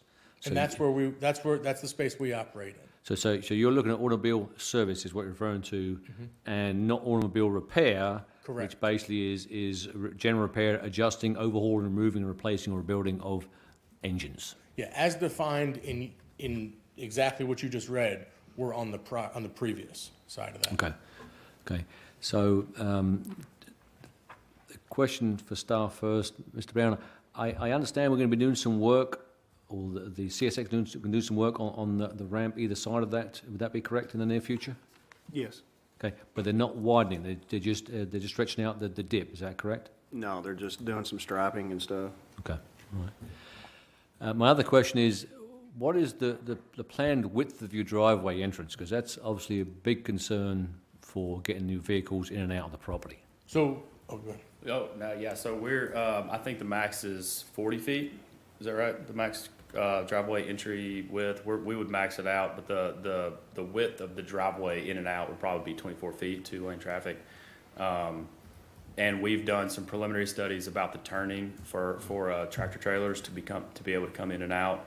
There are some utility kind of pedestals that are in that area. We've got a cell tower right there that we've kind of been looking at. So, I mean, obviously these things we would have to verify and flesh out through the site design process. We've done some preliminary studies to show that the truck turning movements will work in and out of there. If we can fit the driveway entrance and flares and everything can fit in the right spot and meeting the right spacing requirements. So we'd be closing this entrance and opening the wider entrance next to it. The green unit there, that's the utility box you're referring to, yeah? Yes, sir. Yeah. I mean, for me, my concern is getting your vehicles on and off the property flowing with the rest of the automobile traffic and not causing a headache. That's one of my concerns. Which is definitely something that we would make sure and verify and confirm. The alternative, I'm sorry, is creating a median there where the utility box is and having an entrance and exit on either side of it. But I think getting traffic in and out of there, the only hardship there is that box. And in talking with the utility companies, it's just the bureaucracy of getting that moved, and it could take upwards of a year to get that moved. So working around that, I don't know that in this view, the right side is wide enough completely, but if we have either a truck entrance and a car entrance or entrance exit, but I think we'll have a lot of ability to take traffic off the road quickly. Okay, and then my other question was for Ms. Logan. Looking at our present C2 uses permitted as special exceptions, I don't see anywhere in there that actually lists out 4 vehicles. The moment it says limited manufacturing, warehousing, sports and recreational vehicle camps, group assemblies other than racetracks and drag strips, assisted living and cellular towers. So I mean, that's for us on the legal side of it, I'm not seeing where it fits in. You'd mentioned to us about fitting in with C2, and I'm now looking at the regular. Which one are you referring to? Because I don't see it listed here neither. It says automobile sales, rental and delivery, excluding aircraft dealers, boat dealers, and recreational and utility trailer dealers. Yeah, I think that actually is the reason that we're here is that there's not a automobile service is not listed as an explicit, is not defined under the permitted uses, under the chart or the list there. However, it is explicitly described as an allowable use or accepted use within the district description. So it seems like the automobile service is what the zone is set up to be for what these guys are trying to do. But when you say that, which section are you referring to? I mean, I'm looking at it here. I don't. 5.053.2 under the highway service district. Yeah, that's what I'm district looking- description.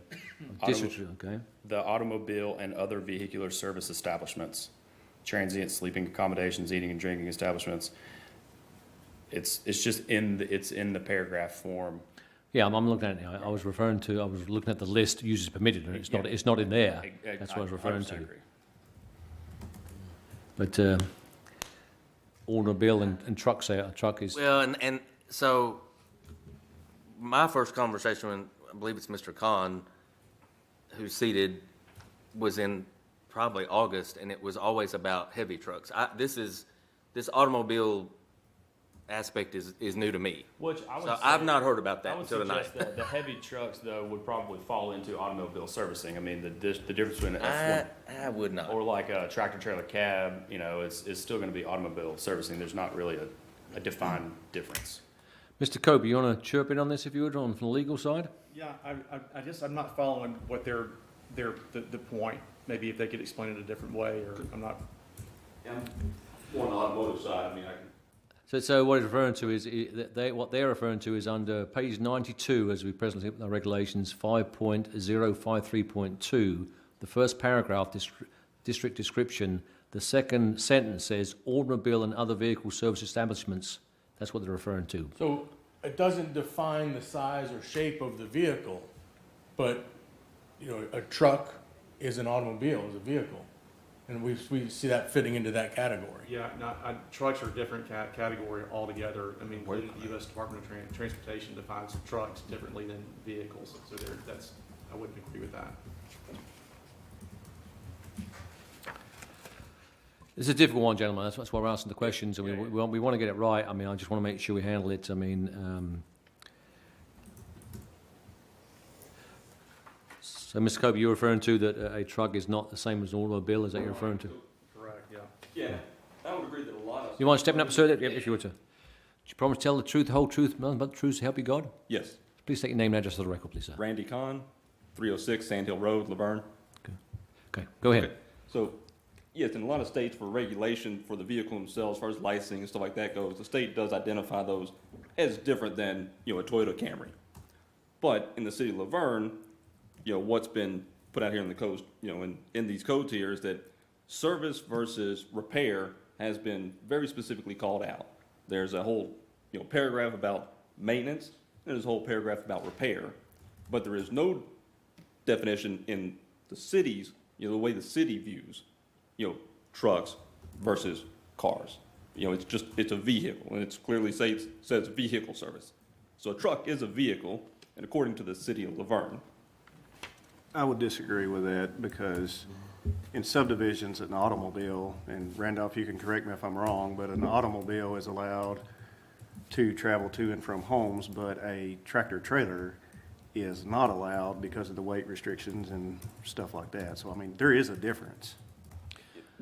Randolph, do you mind you chirp in if you would, please, sir? Just. I agree with Kyle. I mean, our enforcement efforts on vehicles such as tractor trailer trucks are completely mirror opposite of what we deal with when it comes to an automobile.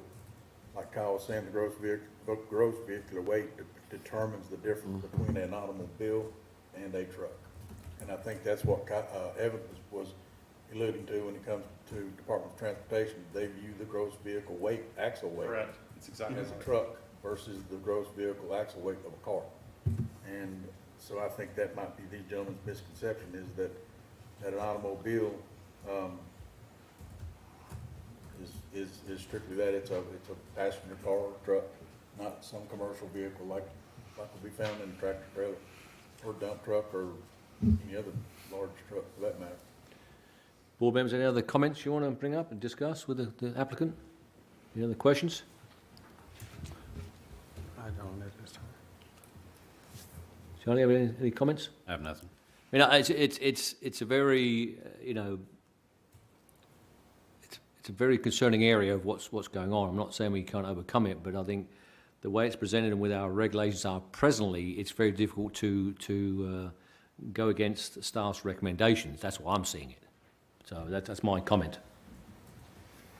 So no other questions, and want to make a motion for or against the applicant as submitted.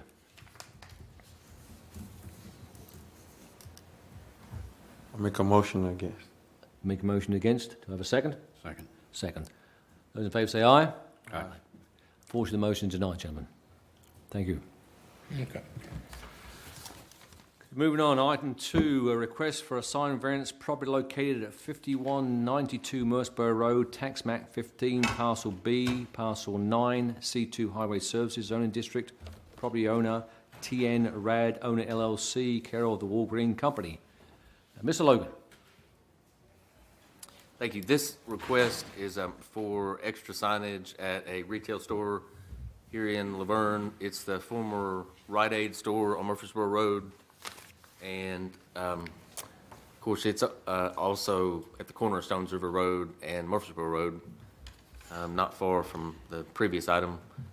So the closer view shows the store location and the parking areas. And this was Rite Aid formerly and was Rite Aid for a number of years and now has been vacant. I guess it was vacant maybe 2 years or 2.5, and now Pop Shelf has taken the building over and they've moved in. So Pop Shelf has, I'll show you the signage in just a moment, but they're zoned same as all these properties, again, but between Murfreesboro Road and the railroad track. So that's C2 commercial zoning. So here's the current look of the store. They basically were allowed by right one wall sign. So they've already put that wall sign on the building. And essentially, the request tonight is to get a second sign on the other facade. So this faces Stones River Road, and this side faces Murfreesboro Road. So the Murfreesboro Road has the Pop Shelf sign, but there's no sign if you come down Stones River Road. So that's essentially the request, and this is also in your packet. Shows you the exact dimensions and the specifications for the sign. And let's see, in the sign regulations, certain commercial and industrial sites can ask for extra signage if they meet the requirements set forth. And of course, they want this second sign because of the corner location and the high volume of traffic that this location garners. And this sign is just over 92 square feet. So they're allowed a wall sign to be 100 square feet. So they're at just over 92. So that's within the parameters of the ordinance. And then, of course, the shape and the color would be the same as the existing sign. So it's got the purple lettering on top and then the grayish color at the bottom. And they're only asking for the one sign, so it's a fairly small request. There's not a whole sign package, just the one sign. So I'll be happy to answer any questions. Thanks. Do we have the applicant here this evening, please? If you would step to the podium and raise your right hand. Do you promise to tell the whole truth and nothing but the truth to help you God? I do. Please state your name and address for the record, please. Betsy Shackelford. I work for TriStar Transport, doing business as Premier Sign Company. Their address is 1720 Ed Temple Boulevard in Nashville. Do you have any comments or what Mr. Logan reported? Is that accurate? He has absolutely described the request. The former Rite Aid building had quite a bit more signage than what we are currently requesting. They had signage on both sides as well as this middle portion. I understand that, sign codes have changed and that sort of thing, and so I completely understand that this would not be allowed at this point. But they would like to have the signs on the two sides of the building because there is so much traffic on both of those two streets, both Murfreesboro Road and Stones River. So I have a couple of questions. So basically, it'll be the mirror image, that the one that's facing Most Bar Road, correct? Correct. Is backlit sign, is it lighted? Yes, both signs are, well, the one sign now is illuminated, and the other would be as well. I'll just tell you the other board members, historically, when a building is on a corner like it is, we've moved forward because it's on two sides of the street, so, that's what it is.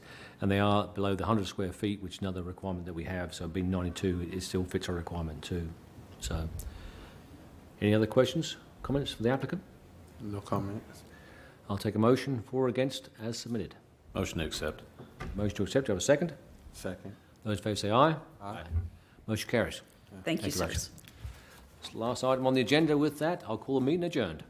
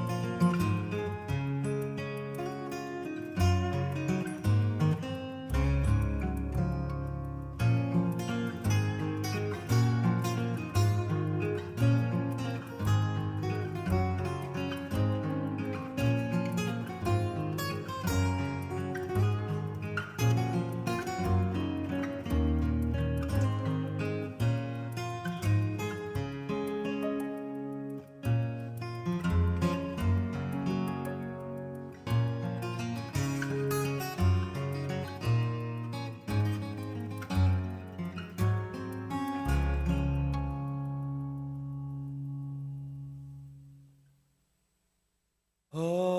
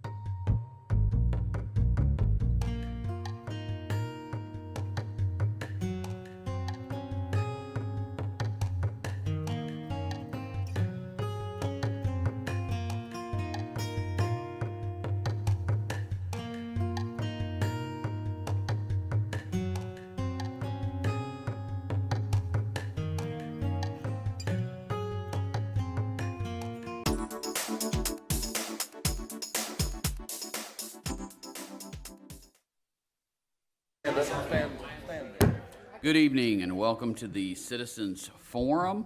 It is December 6, 2022. It is 6:45 p.m. We do have one person that has signed up. You have 3 minutes to speak. When you approach the podium, please state your name and address. Mr. John Skinner.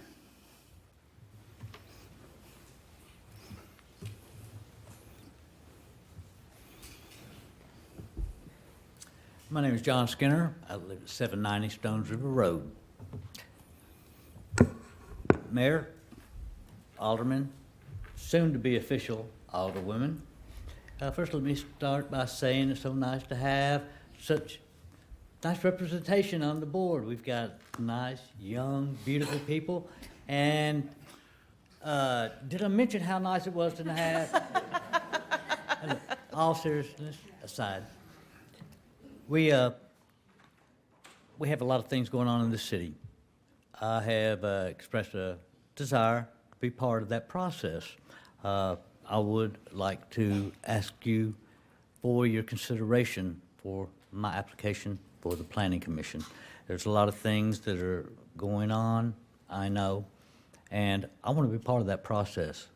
The only way that I can be effective is if I'm on the inside, and I would like to be on the inside. I want to thank you for your consideration in advance. Please. But I'm always available, anybody asks me what my ideas are for the city, you know I have no problems in saying what I would like to see. But again, I'll keep this short and sweet tonight. I'm sure y'all appreciate that. But please, wholehearted consideration if you would, please. Thank you very much. Thank you. With that, that closes out the Citizens Forum. We will reconvene at 7 o'clock.